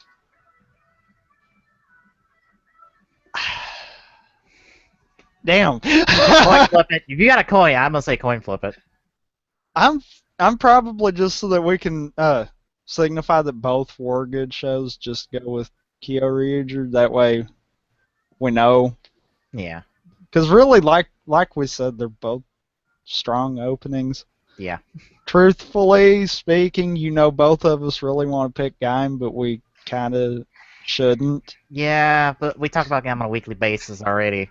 Exactly. That's why I said we kind of shouldn't. Yeah. There's only one problem I have with the Persona 4 the animation. One. and it's kind of small. The true ending episode is exclusive to the DVDs. I say slightly because you can find it on the internet. That is kind of weird, though. Well, you have the normal ending as the end of the show if you watch it on Hulu, which all of Persona 4 animation is available on Hulu. You just have to go hunt down the true ending episode. Which, that's the ending I did for the game, so I was like, I want to see the true ending. I think they've also done like a recut, like movie version, I think, of the last few episodes, I want to say recently. On top of, they're continuing on this trend with the Persona 3 movies, which I wonder if they're going to have a complete movie for FES. Or if they're even going to do it, I mean, not for FES, for the answer. Because right now they're just doing the Journey, which is just Persona 3 normal. I wonder if they're going to do the answer as a movie as well, or as a little mini TV series. That's got me curious. I have to wonder if they're also going to carry this over to Persona 2 and Persona 1. Although they kind of have been ignored. Granted, I don't blame them because they weren't that popular, and it really, Persona 3 and Persona 4 have really taken off in popularity, and what really gave spotlight to the whole Persona series. Yeah, and probably got a lot more spotlight on the SMT series in general. Possibly, I don't know. Because the SMT series seems kind of niche and kind of obscure. And I think the Persona series has helped kind of give a big spotlight to it. And go, there's a lot of good games here. If you're willing to dive in. So, yeah. Now, you said about Kyoryuger you kind of had problems with it overall. Yeah. Since you've seen the show, what kind of problems, if you can go into non-spoilerish anyhow? Daigo gets a lot more focus than the rest of the team. That's problem. That's like big problem number one, is Daigo gets a lot of focus. So rather than building a team, they're running it more like a rider show. It's kind of written like a writer show. Because, yeah, the finale really shows you how much the team matters in comparison to Daigo. Daigo gets a lot of focus. The finale really hammers it home. Also, there's a little thing about the finale that kind of bugs me, because it kind of comes out of left field for really no reason. Because I didn't feel like that's how they were building throughout the show, and then all of a sudden this happens, and I'm like, this makes no sense. Huh. Especially if you consider Gabarichu Music and the episode that's the sequel to Gabarichu Music. Because there's a sequel to the movie and the show. That's like that's essentially an entire episode based around what happened after the movie. And not like directly after, I mean like later on down the line in the show. Here's a sequel story to the movie. It also came out around the DVDs, so that's kind of why it happened. It's also where we get the big 10 henshin sequence, which is really cool. Which I was hoping for a 10-person helmetless roll call, but we didn't get that. We just got the big 10 henshin in roll call in that episode. But yeah, that's the big problem. It kind of loses pace after a while, but it picks back up really towards the end. So it kind of pulls a wizard. Not really as bad. It probably has a little bit of a dip, if I'm remembering correctly, but not bad. But yeah, the biggest problem is a lot of the rest of the team don't get that much focus when they should. And the two Spirit Rangers and Kuryu Violet don't get the screen time they deserve. Yeah, Kuryu Violet really gets introduced kind of midway into the show, which is cool for what happens, and then she kind of comes back and forth in the show over time. but she never really gets the spotlight she deserves because Curio Violet is the second female ranger of the team. 3 if you count the finale, because we get a 3rd female ranger at the end.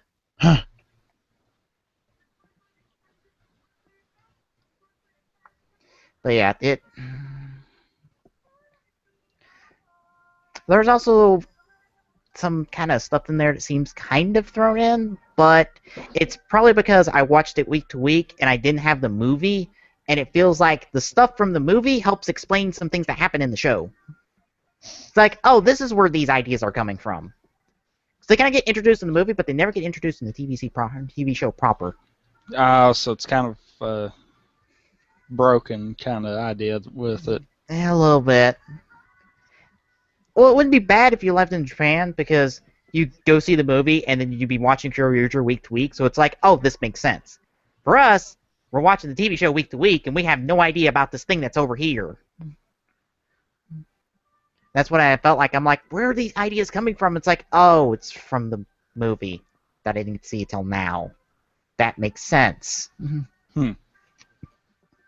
And lastly, there's not a proper team up between Kyoryuger and Go Busters. It's more of a team up between the 3 Dinosaur Sentai teams, which is Zoo Ranger, Mighty Morphin, Aba Ranger, Dino Thunder, and then Kyoryuger, which is now being adapted into Dino Charge. It's a team up between those 3 teams. Really, Go Busters kind of gets the guest star in it, and gets to kind of do a kind of important thing, and that's about it. Wow. Yeah. It showed how much Toei is just so wanting to kind of sweep Go Busters under the rug and kind of move on. Where they don't get the proper team up, and they had to bring in 2 past Sentai teams and 2 past Red Ranger actors to sell the movie. And it's really more about the big team up between the 3 Dinosaur Sentai teams than it is Kyoryuger and Go Busters. That's fucked up right there. Yeah, I know. Which is what really sucks is it's still a decent to good movie overall. It's just you have this aspect of it that sucks. Because if you liked Go Busters, it sucks because the team you like don't get to really have that that proper crossover. Like the Go Busters had a good crossover with Go Kaiger, but that was in the middle of their run. So, but here they don't get that opportunity. But otherwise, the movie's fine. It's just that part sucks. If you didn't like Go Busters, you wouldn't care. If you liked Go Busters, well, you kind of care because you liked the team to begin with. Alright. But that's really... It's little things here and there that kind of bug me about Kyoryuger. And I'm probably also a bit biased because of Persona 4 the animation, because I played Persona 4 and I got all the fan servicey things in the show, because it's pretty big fan servicey, and I don't mean boobs, I want little nods and winks to the game and to Persona 3 when they have the episode where they go to where Persona 3 was, which is Gekkoukan and that entire place. They go there, and they use music from Persona 3 for that episode, which is cool. It's just those things there. It's probably making me biased. Oh yeah. All right. Guess we can move on. Yep. All right. Now we're gonna go character by character, giving some thoughts on them. So how about we start off with the main man himself, Haruto. I honestly feel like there's times where he could have been wrote better. There's a lot of things I feel like in the show that could be wrote better. But I think as far as how he was written, he didn't seem like a bad character per se. Yeah. There were some rough spots, but that's gonna happen. Yeah. I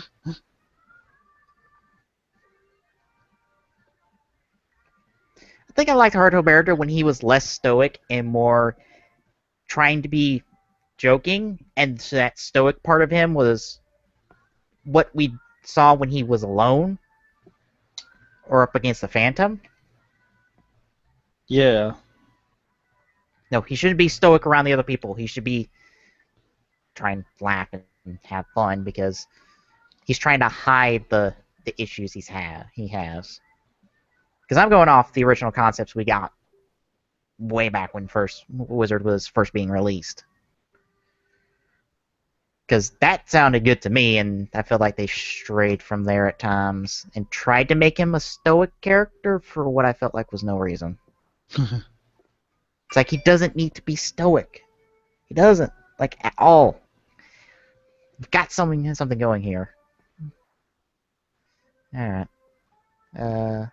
Anything else to say about him? No. Alright. Next up, his assistant of sorts, at least according to the wiki article, Koyomi, or aka the MacGuffin of the show. uh,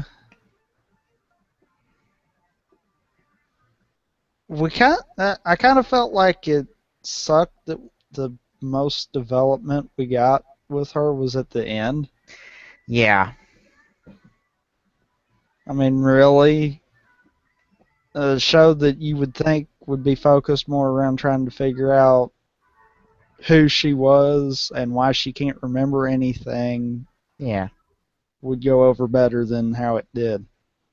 Yeah. It kind of, the way it turned out, it went from that that from looking for her past, which should have been the main plot, wound up being the side plot that happened to fall into their lap.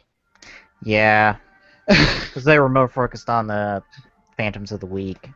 Yeah. 2-episode arc system.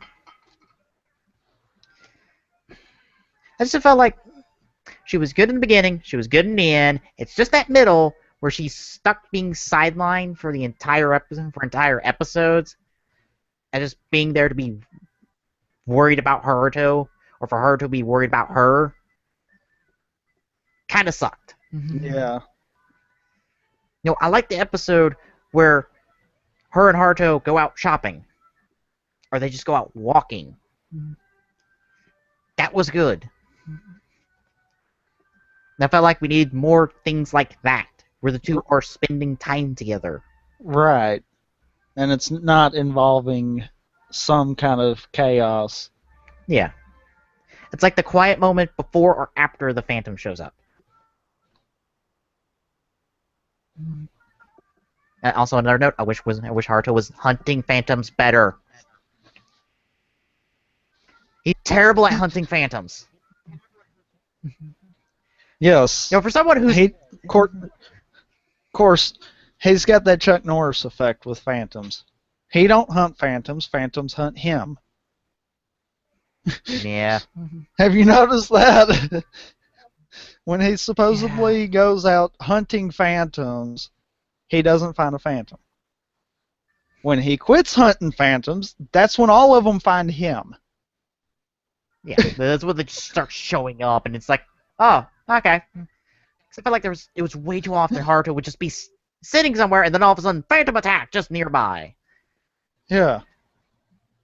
Or he just happens to be in an area, or just happens to be walking by as a phantom attacks on the gate.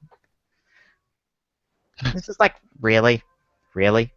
You're a writer who's the most proactive I've seen in the Heisei era, and you suck at that job. Alright. I kind of want to roll these two together if we got no other thoughts on Koyomi. No. Alright. I'm skipping over Wajima for a second, but Rinko and Shinpei.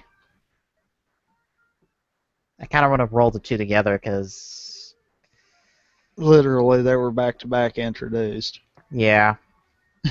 And a lot of time it felt like Okay, I can understand Rinko's part in the show, but Shunpei? Like the thing Yeah, he does. he kind of loses his purpose of being there after like the first arc he's in. Yeah, I wish the thing he said he was going to do at the end of the show was what the fuck he did, what the fuck he was doing throughout the entire show. Was being Wajime's assistant. That he was Yeah. actually making rings. So that way you could come that some of these ridiculous rings are Shunpei's ideas. I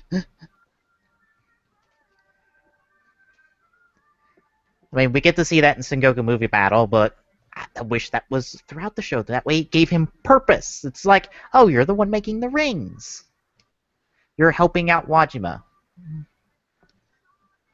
Which, I guess, speaking of him, he's just about all but invisible in this show, I swear. Because I like it when he's given the sage advice, but he doesn't really do much else besides that, and we get the little hint about his past a little bit, or at least his past dealings with Fuiki, and that's about it. Yeah. And I wish we got more into that. The fact that he recognized his rings, and he put two and two together, and it's like, wait a minute. It's like I kind of wish that became more important, because it seems like, okay, this guy comes to you asking for these rings, and then you have these two show up, and one of them's wearing one of those said rings. Don't you think that deserves mentioning to the two of them? Especially when they're wondering who the hell the White Wizard is? Granted, I don't think he ever gave his name. He only had a description to go off of. Yeah, I swear, this is like almost the opposite problem that Forza had. Forza had a huge cast of side characters, but all of them got a little bit of development here and there. But nobody really got a big focus. Here, we have a really small cast of side characters, and it feels like barely any of them got focus. Yeah. It really does. Yeah. Especially for a show that went 53 episodes. Technically 51, but still.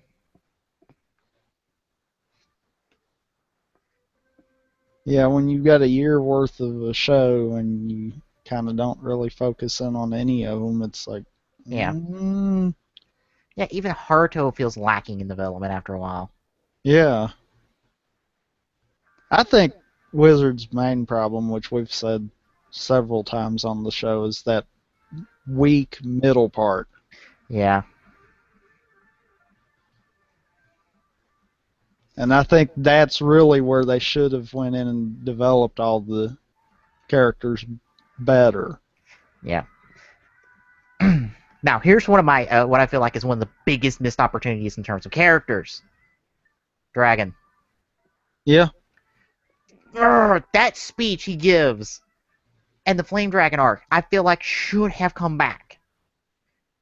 Because I was thinking, personally, that the fact that he was using the Dragon Rings was somehow driving him closer to despair. Like, somehow that was weakening him. Making it possibly easier to put him in despair. I don't know. But we never follow up on that. Wizard Dragon gets to be nothing more than a tool that Haruto uses at times. I could have even saw if, okay, like the Drago timer. Yeah. If something along then went, like the first time he went to use all Dragon be like, you're pushing your luck. Don't do it. And same with Infinity. Yeah. Because Infinity literally is tapping into all of Dragon's powers at once. Yeah, and literally shaping Dragon into a form in the physical plane. I mean, yeah, Dragon really needed some development. Yeah. And more use. Yeah, it's the biggest missed opportunity, especially when you had such a perfect setup in the Flame Dragon arc, and it feels like it never got called back. It's like you had an idea here, you never pulled the trigger on it. That's why I say it's the biggest missed opportunity in Wizard is you have this beautiful idea that of this double-edged sword of Haruto's power. It's like he needs to go dragon, he needs to go into his dragon forms, but it's exposing himself to possibly falling into despair and not being able to get out. And so that's something too they could have played into the show. Yeah. They could have had a Phantom that forced Haruto to go into all dragon and almost get him into despair. Yeah.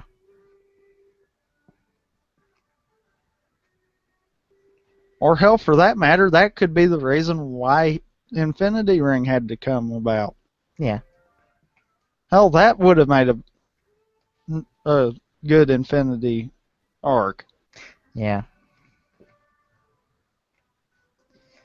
Alright. Then we can move on to the secondary writer of the show, Nito. Mr. Mayonnaise. Mm-hmm. I had to say it.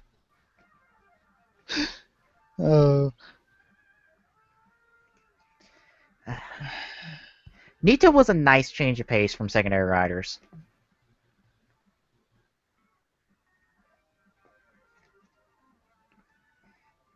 Because, bear in mind, this is personally speaking, you're coming off. I'm coming off of Forza. I was coming off of Forza going in the Wizard, so I was coming off of Ryusei as secondary writer, and he's very much like Excel. That real strict kind of mentality. Where he lightens up by the end, but he's very much a kind of a rival, stubborn secondary writer who clashes with the primary writer. Granted, not to like huge extent, unless you count one arc, but yeah. Although Ryusei clashes with Forza a lot harder than Excel did with Double, but that's what I was coming off of, and to have Nito be a little bit more comedic. While still having that rival kind of idea. Kind of almost felt like they were also poking fun at it too. Probably. It brought me back to when I was watching O's to Date, because he felt very much kind of like how Date was, where he was a rival, but he had this comedic side to him. So it was more they were poking fun at the whole rival thing. Yeah, which I dug. Nito was at his best at the end. Yeah. And see that was the thing they did right with Nito. Yeah. They developed him, I think, pretty good for a secondary writer. Yeah. Because you saw him come in at the beginning. He was the goofball. The only time he was serious was when he was trying to get Phantoms away from Haruto. Yeah. To really, by the end of it, beginning main writer material. Yeah. I mean, it's why I agree with I don't know who came up with this idea. It was either Vangelis or Egadevil, that if you made a movie based entirely around Excel, both Burst, Meteor, and Beast, that'd be a really good movie. Post show, I'm assuming, of all of them. Who? Post show. Yeah, post show for all of them. Yeah. Yeah, it'd be a really good movie. Hell, you can even throw the mages in there, because Lord knows they need it, and we'll get to them eventually. Yeah. But I do. I feel like Nito probably was the best developed out of them. Yeah. Which is kind of sad. Yeah, a little bit. Hell, I even think, and to talk about Chimera for a bit, between Chimera and Dragon, Chimera felt better. Yeah. Because it felt like he wasn't trying to drive Nito in despair. He was just like, look, you eat Phantoms, or you die. I'm probably not gonna die, but you will, and I don't give a shit. And keep fucking around. See how many times I keep you alive. Yeah. And he didn't even make it easy for him, because it could have been just like with Koyomi, where Heartrease could just kept feeding him mana, and Chimera's like, nah, fuck you. You gotta do it the hard way. You feed me phantoms. I eat them. I don't eat mana. I eat phantoms. Yeah. Damn it.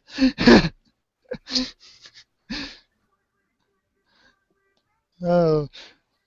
But yeah, I agree with you. Between Dragon and Chimera, I feel like Chimera was better. Yeah. Alright. I think I'm gonna skip over Chief of Police, and pretty much the police in general, because the only person who gets focused is Renko. Otherwise, the police are fucking idiots. Pretty much, yeah. And move on to what I feel like was another big missed opportunity, Kanzaki. Yeah. It would be so cool if Section Zero got worked into the show somehow, like later on.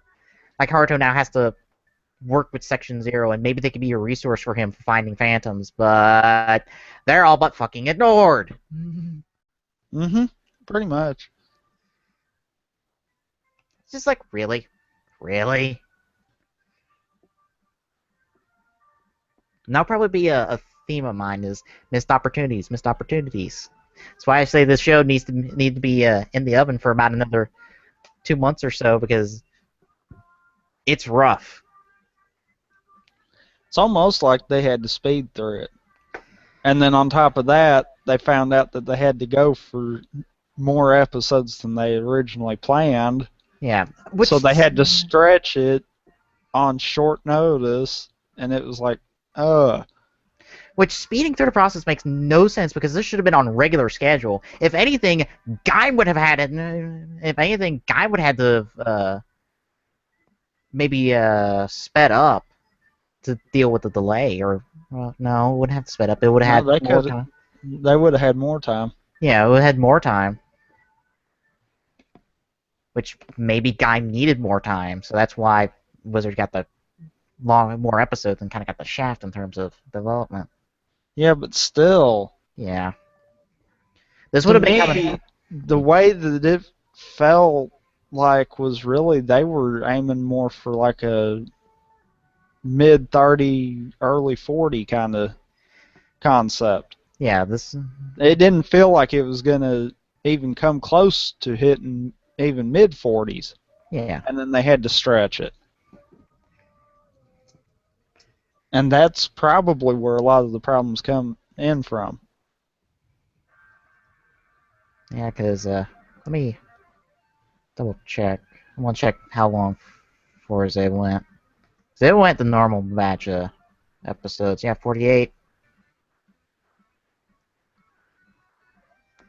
So yeah, it would have been a shorter season, but I don't know. Yeah, we can agree that the Donut Shop crew was, or they served their purpose. Yeah, they're the fun comedic duo that are in the background. They're to kind of distract you from heavy moments. I mean, I just like that the two are just having fun in the background and are there for just a quick moment, and then they're gone, just like in Double. All of Shotaro's informants, they were there, they served their purpose, they had the comedic moment, and we moved on. And that's really what they need to be. Yeah. I feel like they were done right. Yeah. Alright. Guess we can hit the three big phantoms together. Medusa, Phoenix, Gremlin.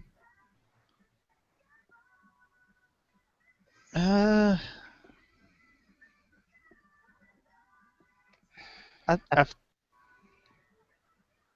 think they could have done more with all three of them, really. Yeah. I think Phoenix had a complete arc dedicated to him, but kind of wish they could have built towards it better. Oh. Medusa feels really underutilized, except for her arc, which is more meant for Mayu than it is Medusa. Yeah. And Gremlin is he gets to be he gets to claim final villain status, but I wish there was a better build towards it. So he kind of shows up looking like he's investigating things, but we never really get to follow him. I think it would have been good to have at some point kind of split the episode to where we were following the Phantoms, at least the main three, a little bit more, Yeah, and kind of seeing what events fully led up to how we saw each of them go down. yeah. I wish we got more insight into the whole eclipse ceremony to begin with, because we really don't get that much insight. Even when it attempts to happen the second time, we Yeah, still don't. because we know people showed up at this location, but we don't know how, we don't know why, we don't know how Fuiki got all this set up to begin with. All we know is this shit happened and boom.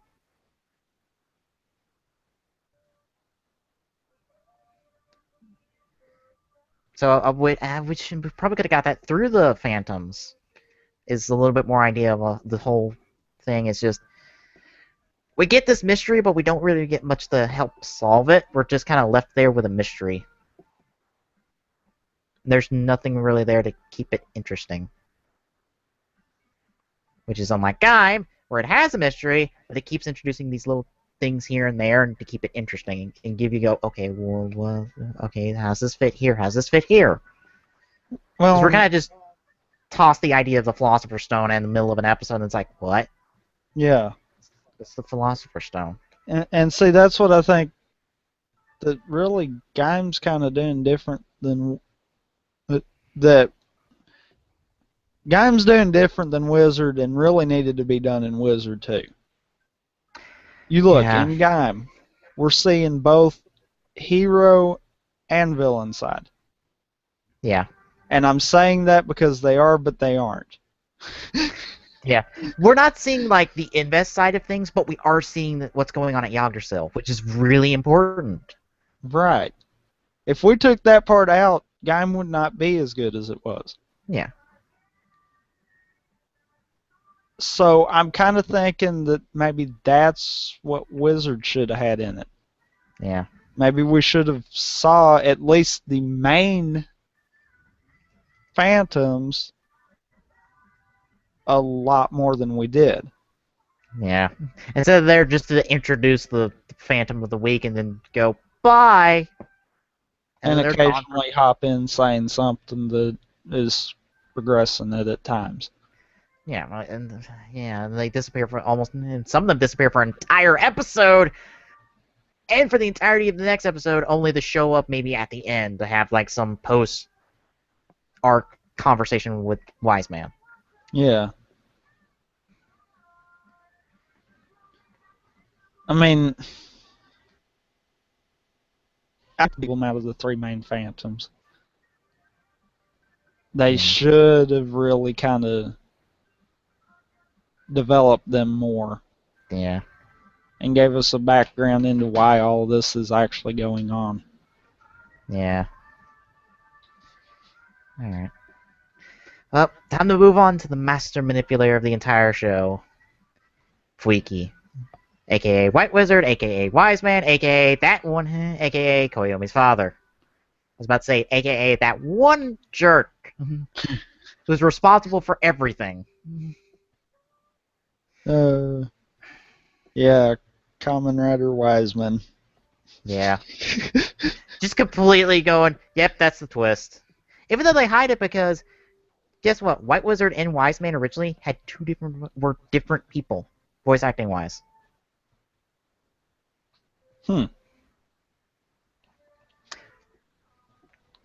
They were trying to build it as two different people until they revealed it in. It's like, oh yeah, by the way, they're the same person. So yes, if we can develop three voices because neither one of those voices are his. It's not till not till we get Fuiki that then and then only does Fuiki start voicing both roles. Wow. Because, I say, they were voiced by two different people. They were pushing really hard and trying to say, hey, these two characters are different people, and I kind of wish they stayed different.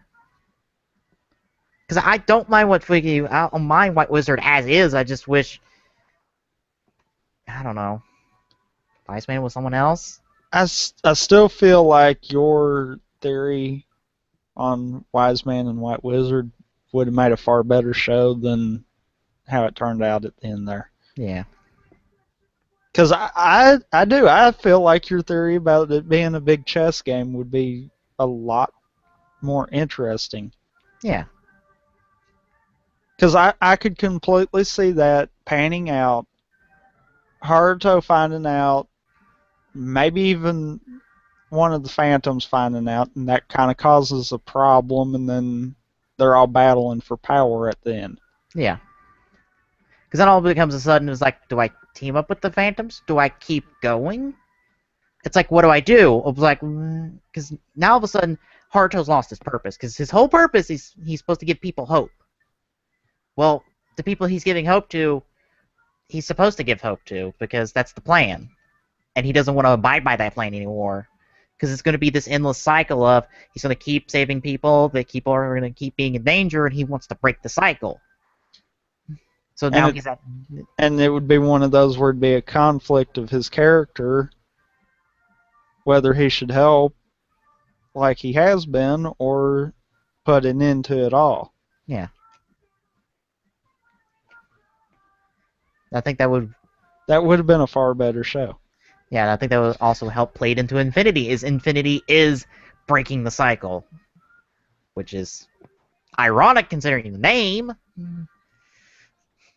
But it would be the thing that breaks the cycle, because it's the thing that no one expected. Is Haruto to develop, to make a ring for himself, to out of his mana produce a ring, and this ring is powerful enough to go, fuck this chess game, it's done.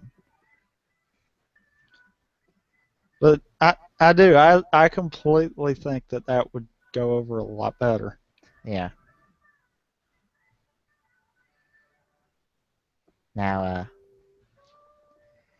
speaking of speaking of chess pieces, how about our three pawns? Mayu, Yuzuru, Yamamoto. The three mages. They really needed more build time. Yeah. All three of them. I hate so much that they repurpose the mage suits for them. I can kind of see why, but on the other hand, I go, ah. And I felt like that's something that could have been fixed with Sengoku Movie Battle. Didn't happen. They still utilize the mage suits. And personally, I'm going, you have Shunpei making rings. Three of you aren't going to ask for personal rings to transform. So you could all look different? Yeah.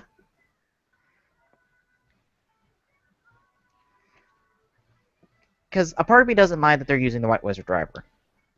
I don't mind that. Well, how else are they going to get a driver? Yeah. Because I feel like that'd be a way for Fuiki to try to control them. Is just go, okay, you get copies of my driver. And you get copies of my rings. Because he's learned from Haruto, it's like, okay, I need to control them better. So he doesn't give them, like, form rings or anything like that. He gives them one ring and that's it. Because he knows he can counter that form. Yeah.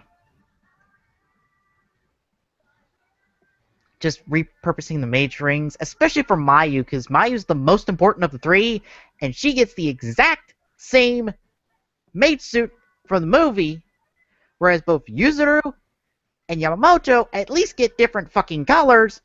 Kind of feels insulting. Yeah. It's like, Mayu is at least important in this, because she's at least tied to a main villain. Yuzuru pops out of fucking nowhere and is only there so Nito can chase the White Wizard for the chase the White Wizard at the end. And Yamamoto's there because we need a fourth mage. And Todoroki was on set, and we're bringing him on. It's just like, ah. Gaim treats its side writers better than this show, I feel like. Because at least Bravo looks unique. Grid looks unique. Kurokage looked unique. Hell, the Kurokage troopers at least have something different from Kurokage. So when you see a Kurokage figure art, you know it's Kurokage. Well, hell, for that matter, look at Knuckle. Yeah. He's designed similar to the Kurokage design, yet he looks different. Yeah, and it would. You can have similar and still change it enough to make it unique. And here's the thing: based off their in-show saying, they could have just as easily made the Kurokage suit.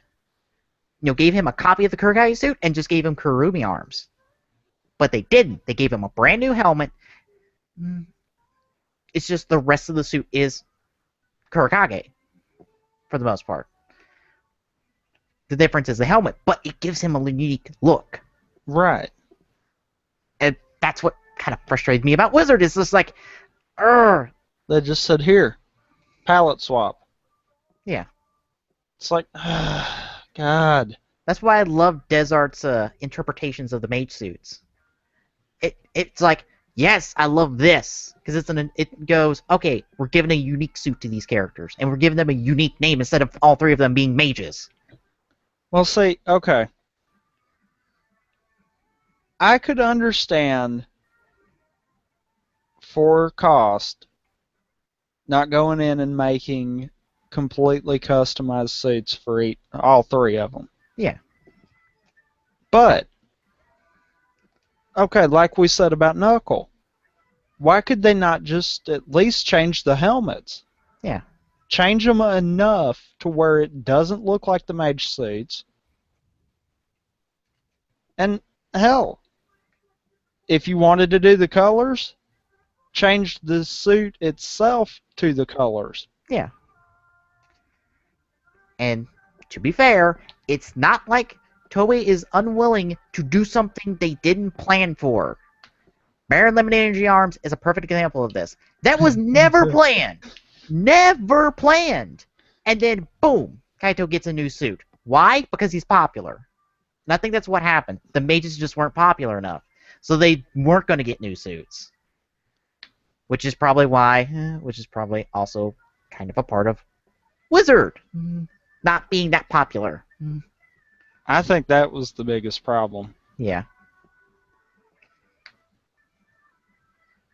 I mean, that irritates me a little bit, though, about the whole suits being the same. Yeah. I mean, I can understand them wanting to go the cheapest way with it. Yeah. But still, for that matter, if you're going to have someone take the time to do 2 palette swaps on the helmets and chest piece, why not take the body of the suit, get it painted, because hell, you could dump it in some dye and be good. Yeah. Use the main suits itself as the colors for each of them, and then just make enough alterations on the helmets to make them all look unique. Yeah. I mean, at best, I would hope for brand new suits for all three, which is why I was hoping for the movie, because I'd feel like, okay, they could do this for the movie because they got the budget for this. They got the budget for movie-exclusive writers. They could pop out 3 new suits for these characters. But no, that doesn't happen because they don't give them enough screen time. They give them 10 minutes at the beginning of the Wizard plot, and that's about it. They're gone. Which I think is completely retarded right there. Yeah, they write them off as, well, they're injured, so we're out of luck. And I'm like, You take the entire end of Wizard to build up these three, and then you just shove them out the door in 10 minutes. In 10 minutes in the movie. Ah. I mean, I understand Guy gets the most screen time in this movie because he gets more than that 30-minute share of that hour 30 movie. Yeah. Yeah. He gets to be a part of the crossover before the crossover actually happens. But yeah, it sucks, and especially for Mayu to get robbed of her whole plot at the end. That was just the kick in the nuts at the end of it all. It's just like, wow, the mages are nothing but MacGuffins. They're walking MacGuffins just like Koyomi, and they're never given that. They're not going to give that much focus, and that sucks.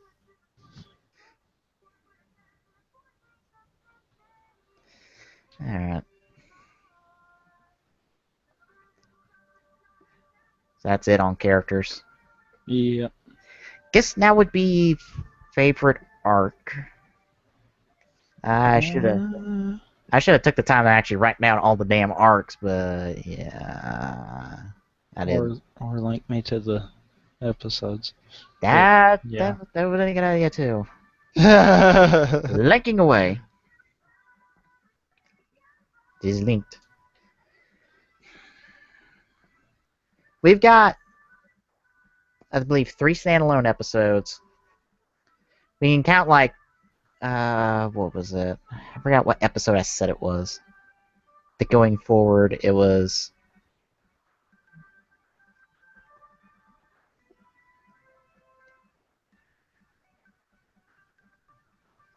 Really the end of the show run.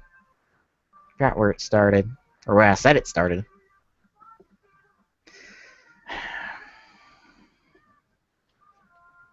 I kind of want to say if I'm gonna call a favorite arc, it would be the Flame Dragon arc. Like that nailed what I think Wizard could have been. Yeah, I think you're right there. That or kind of the last run of Wizard. Like those last few episodes that kind of run into each other. Yeah. Week in, week out, that would be my favorite. I think you and I can agree on least favorite. Bird arc? Yeah. That felt like the show was poking fun of itself, and I kind of felt like it was a bit malicious at it. Like it was pointing out all of its own flaws. All at once. Yeah. And it's like, okay, I have no idea what this 2-episode arc is really supposed to be about. But yeah. That or a part of me wants to go the Heisei special just because of, oh dear me, this is so meta, but the action kind of makes it not suck. It just makes me go, well, that Heisei special happened.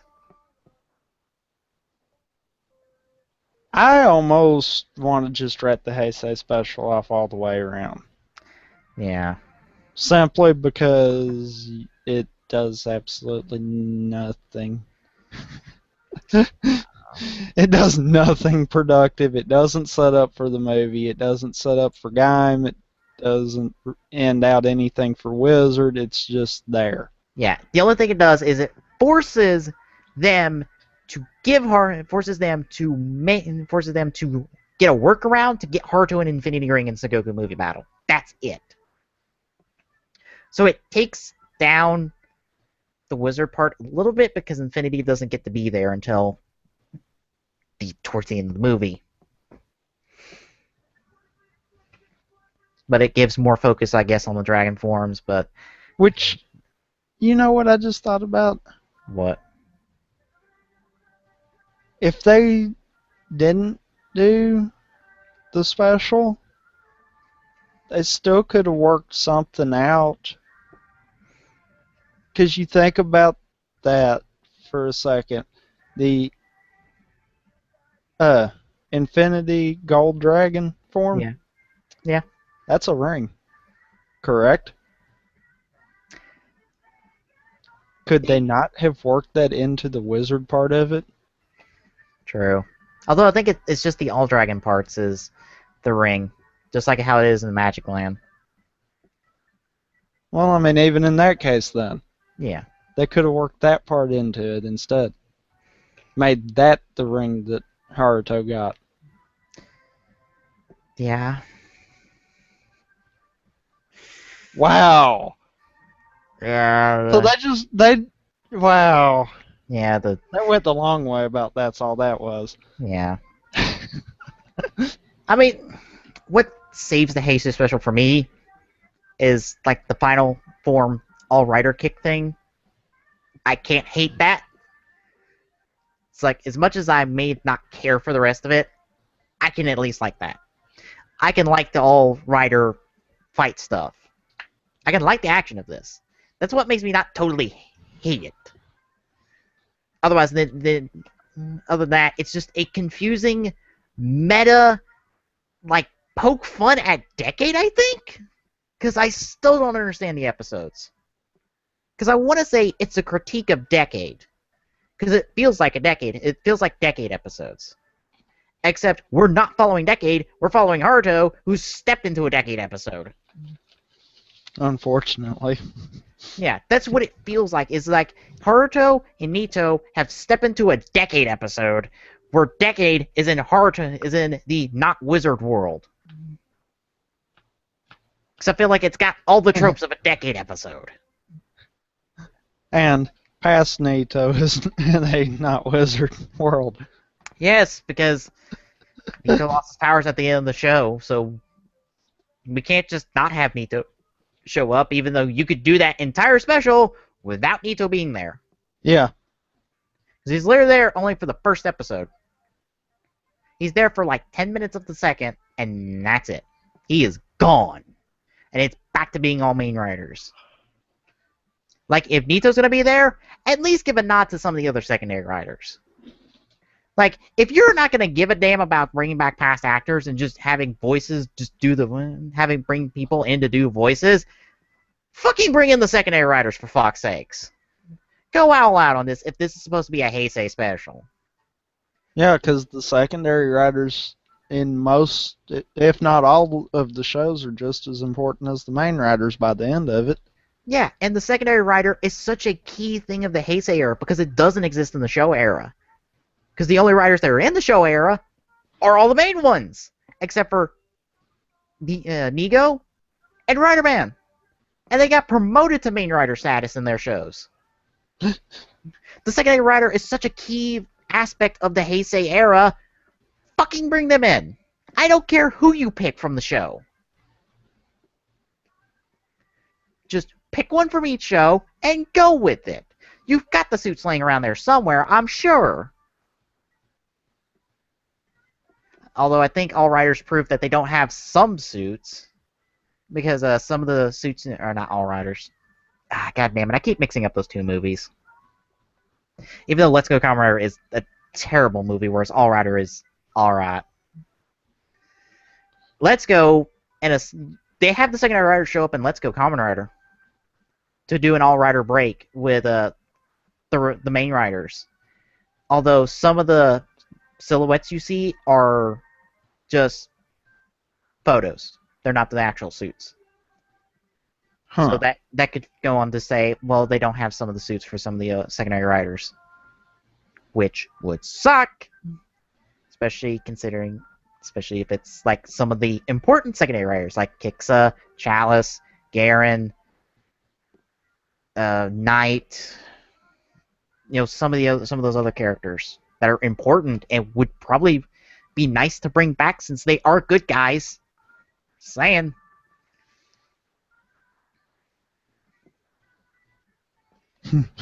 Yeah, that.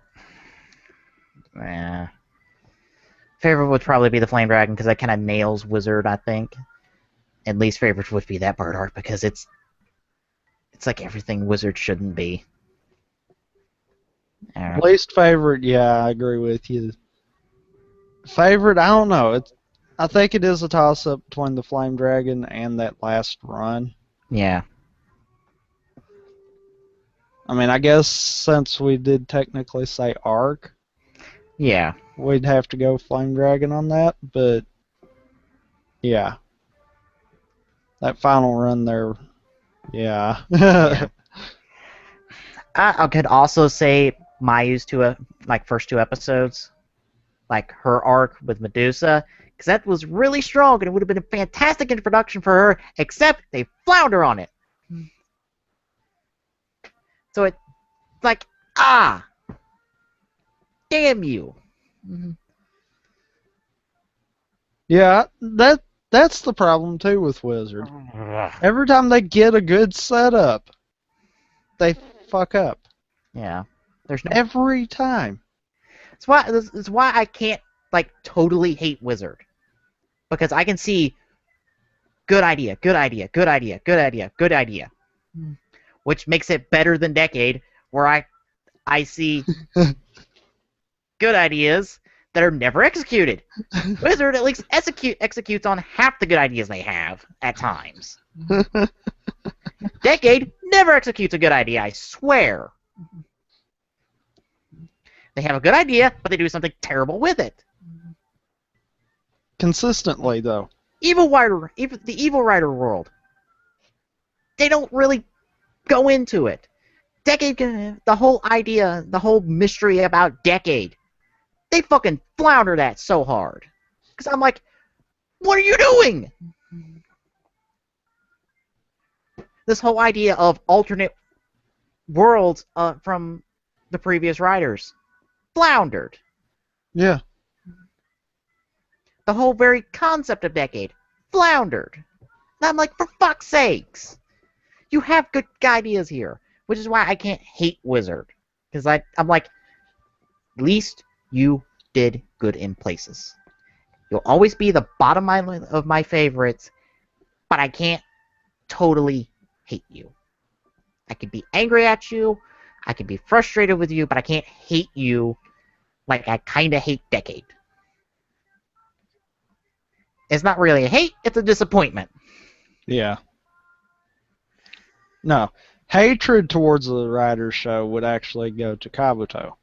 And Fives, because I've seen some episodes of Fives, past our 2 episodes, and I'm like, oh, God, fuck you. Oh, wow.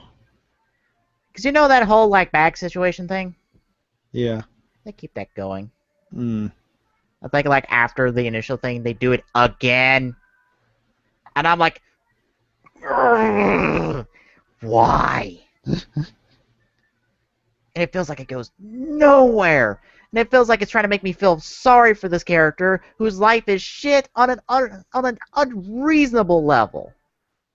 Like, there are 2 characters in the show that I'm supposed to feel pity for, that I just go, you are really forcing me to love these characters because I hate the people they're related to more. Wow. Yeah, it's ridiculous. It's like writing characters to be purposely shitty without any remorse, all to make the character we're supposed to care about likable. And I'm like, fuck you. I don't even know this character. All I know is they have a shitty life. That's it. I don't know anything about them. And that's supposed to make me feel sorry for them when they have that tragic dark turn? Fuck you. Shit don't work that way. I'm not gonna like a character just because they have a shitty life. I'll feel sorry for them, but when they start killing people, I'm not gonna feel bad hating them. Because guess what? Violence begets violence. They're just doing what's been done to them without really learning. So what am I supposed to do? Like them? No! I'm just not going to give a shit about them. And the problem is, I think one of them is Kixa, which is the secondary writer of this fucking show, and people are like, oh, I love that lovable bastard. And I'm like, fuck you. Michi is a better written villain than this shit. I can actually get behind the tragic turn that Michi's done. and go, yeah, he's a bastard, but he's a well-written bastard. Yeah, I think that's the problem I have with Michi. Part of me wants to hate him, but then part of me loves the fact that he's written so good. Yes, that's that's how you write a tragic villain. Not what the fuck's going on in fives from what I've saw. You just can't show a person having a shitty life and then them do terrible things, and you are supposed and that all of a sudden is good writing. No, you're supposed to show that yeah, their life kind of sucks, but somewhere in them is good. They're trying to do good, but then they're tempted by dark, and then they fall. And when they fall hard. Michi fell hard. All right. Guess this will take us to thoughts on the story overall. I think it was way underdeveloped. Yeah. Really, it feels like you could take the beginning of Wizard and the end of Wizard and just cut out all that filler in the middle of it, and there you go. You'd have a better story. Yeah. Again, that's why I can't hate Wizard. It's got two really good portions to it. When Wizard's good, it's really good, and it's compelling. When it's bad, it kind of gets down there. Lowest point is the bird arc. At best, it's forgettable. Kind of. You can kind of see good qualities to it, but yeah, at best, it's forgettable. I kind of want to think that this plus Forze forced Toei to go, we can't do a 2-episode arc story. We can't do a 2-arc story system anymore, which helped give us Gaim. Because I want to think that how we got Gaim is how we got Double, is through Toei learning. It was through kind of a situation of sorts behind the scenes. Which, that makes me wonder. I saw on the Reddit, I think it was beginning of this week, someone asking about if people thought Toei would go back to the 2-episode arcs. Seriously? I hope after Wizard they realize that the arc system needs to go away. I mean, it depends on how they look at the situation. If they look at ratings, they see that this isn't working either, so they might do something completely different. Okay, but look at Gaim compared to Wizard. Yeah. How many times did the Wizard figures get sold out? Never. How many times have the Gaim figures gotten sold out already? Arm chains or figure arts? Either. Same. Sold out. And every time you turn around, it is too. Yeah. I mean, you've got to look. Apparently, breaking the 2-episode arc has done good for the show. Yeah. Because it allowed for better development. Yeah. I think the whole 2-episode arc thing wound up getting the writers focused more along the lines of, well, we've got to do a villain of the 2 weeks. Yeah. And that's the problem. You don't need to. You need to actually focus on the story. Let the big villain for the 2 weeks just be swept under the rug. Yeah. And that's where everything was falling under. Yeah. The reason I say that is, from what I understand, Gaim, in terms of ratings, is still the same as Wizard, if not maybe a little bit lower. But I think that's a bigger symptom of bigger things. Because that's been a trend for Rider over the years. And the same with Sentai. So I'm starting to think it's that time block they're in. It probably is. Yeah. If it's this progressive, no matter what show it is, there is bigger symptom here besides the show. Because it can't be the show. Because we're talking about a show that changes year to year. Interest would not drop like it is. Right. Here, especially with how Gaim is and I say this when it got announced. This was announced this year in January. That Kamen was the highest selling Rider toy line. The highest selling Rider toy line in January is when it got that. And it is May. And the figure arts are coming out now. And they're still getting sold out. Yeah. That was all off of the Lock Seeds, the DX toy line, and the arms change figures. Stuff that will be selling for probably all the way through the next 2 Rider shows. Yeah, and you know what the beautiful thing with the Lock Seeds they can do? Just like the Gaia memories, they can make more Lock Seeds for years to come. Yeah. And they will all work with the belt.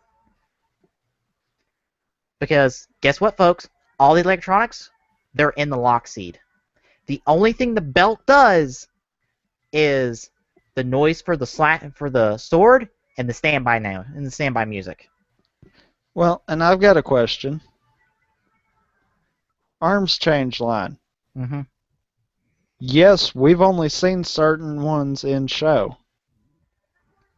Who's to say there's not ways that Toei could go in and make new armors for stuff that you don't see in the show? Well, right now, how the arms change line works, any armor can be put on any rider, no matter what. Like, you can put orange arms on Shinsengetsu. Because that's how it works. Huh. It is that modular. No matter what figure, no matter what armor, they will go together. Huh. Yeah, so you'll end up with combinations that don't work, like a Genesis Rider having one of the regular Lockseed armors, and one of the regular Lockseed armors, or the regular Sengoku Riders, having a Genesis Rider armor wielding the Sonic Arrow. The Jimba armor is completely... It has all 4 in one package, which is why the figure art comes with all 4 in one package, because they would be dumb to not do it. That would be shooting that figure art in the foot, because everyone would go buy the arms change. But what I was kind of meaning by the arms change, though, yeah, is okay, yeah, like you said about the orange arms being able to go on any of them. Yeah, you can put Kachidoki on anybody, too. But think of something else. We've got Cherry Energy, we've got Peach Energy, we've got Lemon Energy. We do not have their 3 respective basic forms. Yeah. Who's to say they couldn't make those 3 arms change forms just for the figures? Yeah. Even though they never appeared in the show. That's why the premium line exists. Because we're getting Bravo, a 2-pack of Malika and Sigurd. We got Bujin Gaim through there. We're getting Knuckle through there. And we're getting both of the summer movie writers through there, because they announced that they're doing another 2-pack, which will be the movie writers. And on top of that, people have found out you can very easily create a authentic Lemon Energy arms for Baron, because the figure, it's only held together by 4 screws in the top body. You unscrew all 4 of those screws, you can pop the body in half, and you can take the belt off because it's one piece and it's completely separate from the figure. Then all you have to do is put it on a Baron, and then put the Lemon Energy arms on him. Voila! The simplest mod in the world. And guess what? Duke is a regular release. Baron's a regular release. You can easily pick up both for cheap. And you can pick up a second Duke, do this mod, and just toss that other Duke figure away, because you won't ever need it.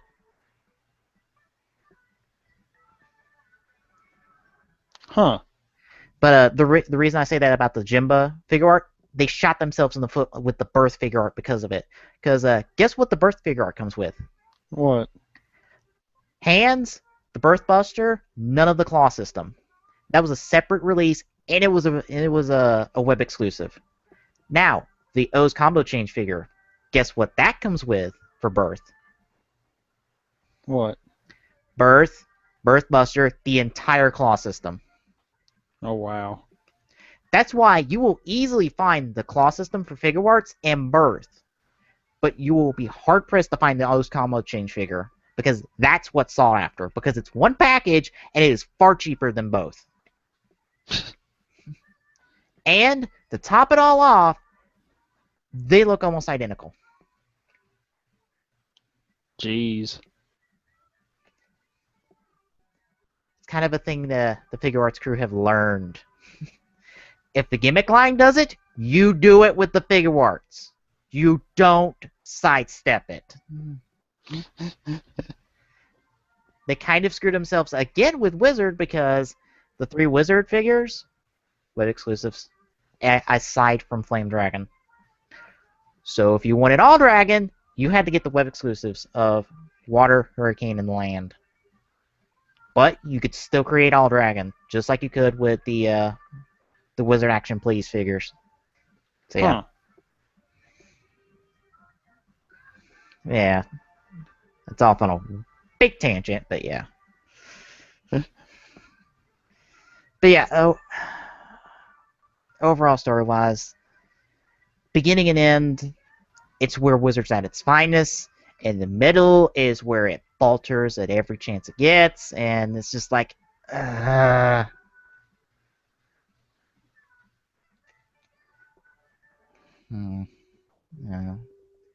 So that will take us to thoughts on Magic Land.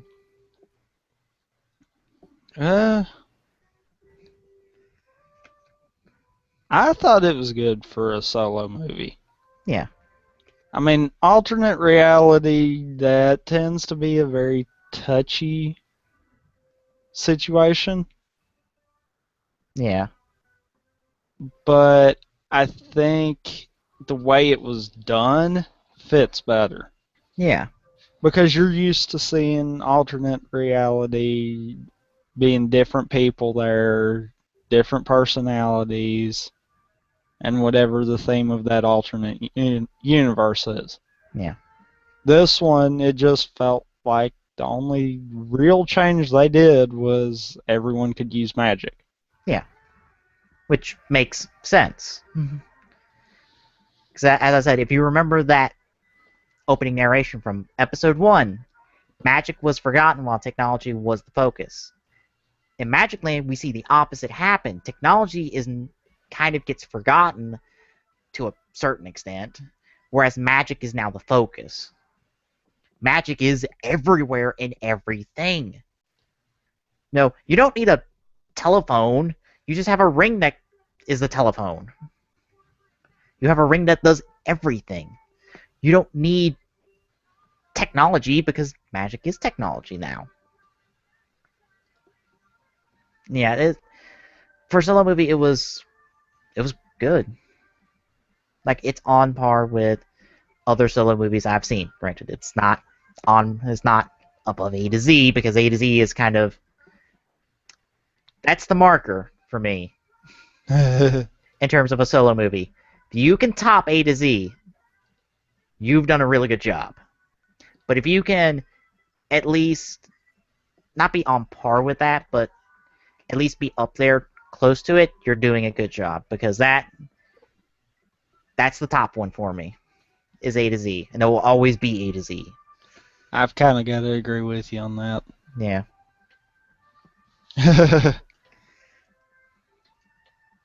As much as space-time tries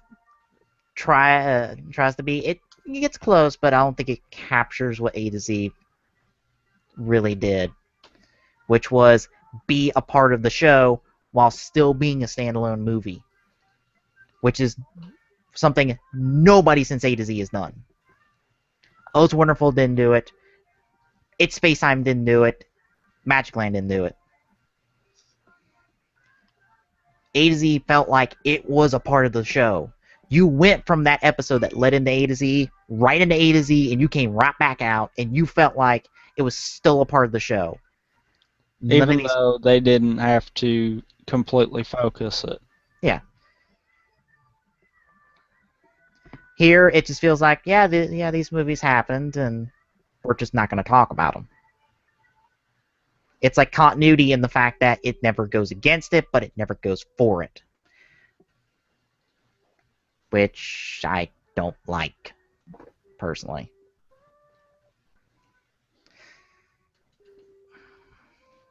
In terms of the movie exclusive Rider Sorcerer, he was good.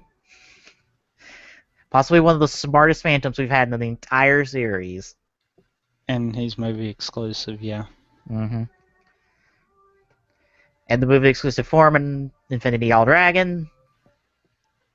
I wish we had a bigger fight scene for it, but to be fair, my top movie, A to Z, yeah, Extreme Gold lasts just as long. Literally I think it lasts like 10 seconds longer. Yeah. So. Yeah, it didn't last super long either. No. I think the longest movie exclusive form out of the 4 Neo Heiseis is Fusion States. Because that gets an entire fight sequence for it. And this is in terms of solo movies. Burakani gets a fight sequence, but it just gets to be another O's combo at the end of the movie, and that's about it. It doesn't feel as special as Gold Extreme, Infinity All Dragon, and Fusion States feels. Those get to feel special. Burakani just feels like another combo for O's, without feeling really special in any way. Kind of makes you wonder how Gaim is going to work. You know, I've had a thought, and I wish I dug up the image from before. Granted, it was debunked by 31. But I was thinking earlier today, before I watched 31, what if the Kiwami we see in the movie is not the Kiwami we see in the TV series? That would be interesting. Yeah. Granted, that's debunked because of 31, but I had that thought earlier today of just like, what if the colors we see in that are different than the ones we see in the show? Because I was thinking back to like the scans we saw, and I'm like, the colors don't match up because I don't think we got that silver off any of the scans we got, no matter what we saw, because we had different hues going on there, but that might have just been the scans. Yeah. So I guess overall thoughts on Wizard. I thought while it had its low points, it wasn't a bad show. Yeah. Could it have been better? Yes. We've actually managed to mention a lot of the ways it could be better. Yeah. But it was good anyhow. Yeah. I know people don't like this show. And I can see why. At times, you could probably see the problems outweigh the good. But for me, I can't do that. Because, first and foremost, I see the connection to Neo Heisei era, and that will always give a boost to any show. Personally speaking. If any show can be directly connected to Double O's and Forza, connected back to Double, and feel like it's in the same world as Double, it kind of gives it a little extra boost and kind of makes me a bit softer on it. Because I kind of feel like if I hate on this show, I'm hating on Double and by extension, and I don't want to do that. Sounds terrible. It sounds terrible of me to do, but it's not like I'm completely forgiving this show for its faults. It's just I'm being softer on it. But in all honesty, I can see where the show was good. I can see where it has these great ideas and this great ambition to do things. It just didn't pull the trigger on them. Which is more than I can say for Decade. Because Decade felt like it had great ideas. It just, none of the ideas paved out. Whereas here, you see some of these ideas pay off. You see some of these great ideas happen. It's just sometimes they don't happen in a good way. They just happen in a to a kind of bad way. And I just kind of feel like the show could have been better. It could have been. That's why it's at the bottom of my favorites. But I can't hate the movie completely because I can't completely hate the series because I see the potential, I see the good, I see what works, and in my head, I can gloss over the bad stuff by saying this or that according to what it's saying. So I can overlook the problems by applying the show's logic back on itself. Sometimes. Other times it doesn't work. So yeah. I guess the final say, yay or nay on Wizard. I think even though it does have its flaws in it, it is something that you should check out. Yeah. Because it does have its good spots. There is going to be that filler that you probably would be just as good skipping, but you kind of loosely need it kind of deal. Don't be afraid to skim through some episodes in the middle. Yeah. Pick up your high points and kind of move on. Yeah, really. That's kind of the best thing to say there. Yeah. Honestly, I would not recommend this as your first Rider show. I would wholeheartedly recommend this as a show to watch if you watched a good bit of Rider. And in a perfect world, I would recommend you take the Neo Heisei trip, which is the double through Wizard experience. Take that trip and enjoy the magic of watching a universe being built without truly building it. That sounds really odd to say, but it's kind of what's happening is these four shows are being connected to each other over time. It's just not the focus. But you get to take that trip because then you get to watch double, get to experience a really good show. You get to move on to O's, which is another good show. Just skip like half of movie work core personally.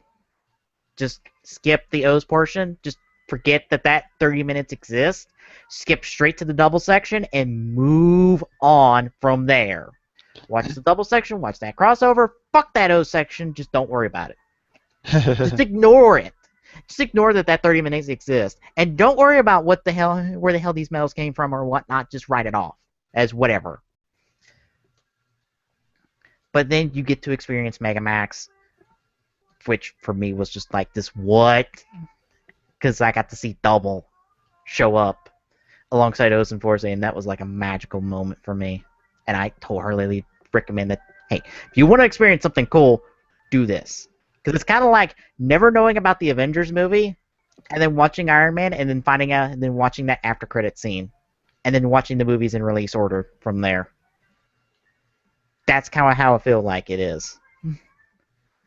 Is never really knowing about the Avengers, watching Iron Man, hearing that possibility of an Avengers movie, and then just keep going from there. And then finally getting to Avengers, and then get to experience it. Without ever knowing that it existed in the first place. Because trust me, that was the coolest thing in the world to experience. But you get to move on to Forza and get to kind of trudge through that a little bit, because trust me, a lot of the problems that you hear me say about Wizard, you can kind of apply to Forza at times. Trust me. Really? Yeah. Forza kind of has the same problems as Wizard. Wow. And I start to think it's kind of a symptom of the writing than anything. Because all the setup's there.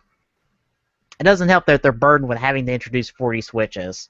Because it's a gimmick. But yeah. True. You get to trudge through Forza and Wizard, but you get 2 good movies out of it. Mega Max Ultimatum, you get the solo movies, Magic Land, and Space Time, which Space Time has some cool moments. I'm not gonna lie.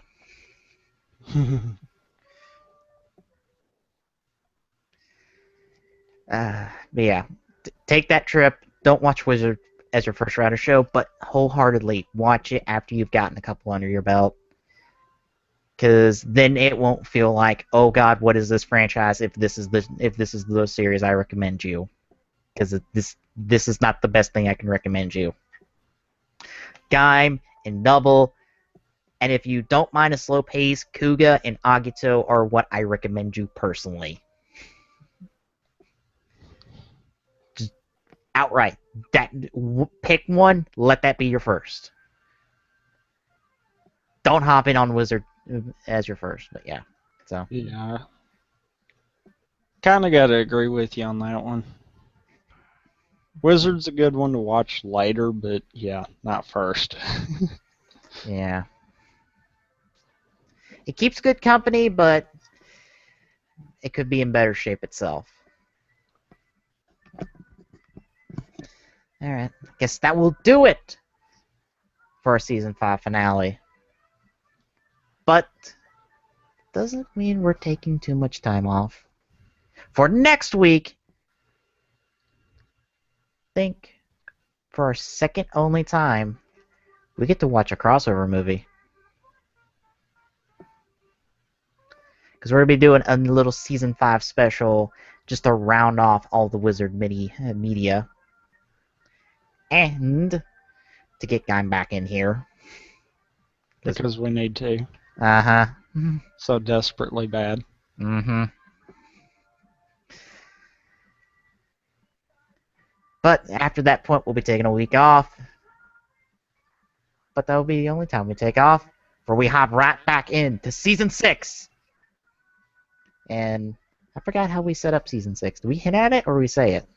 I think let's hint at it due to the badge update. I want to see if someone can guess what it is. Alright then. Crap, I can't do that one. That's way too obvious.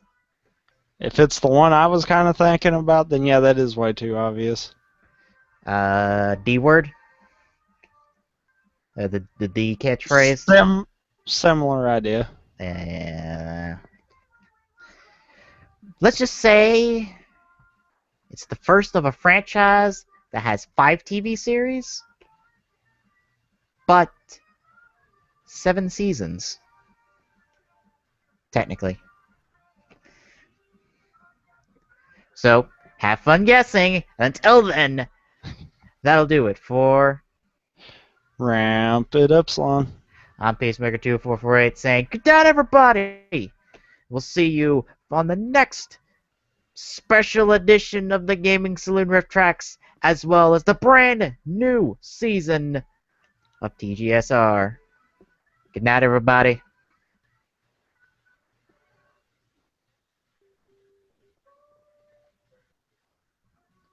As always, you can find the Gaming Saloon Rift Tracks on our site at tgstgsr.org. Don't forget to follow us on our social medias, on Twitter by following at TGSaloon, on Facebook at facebook.com/thegamingsaloon, and on YouTube at youtube.com/TGSaloon.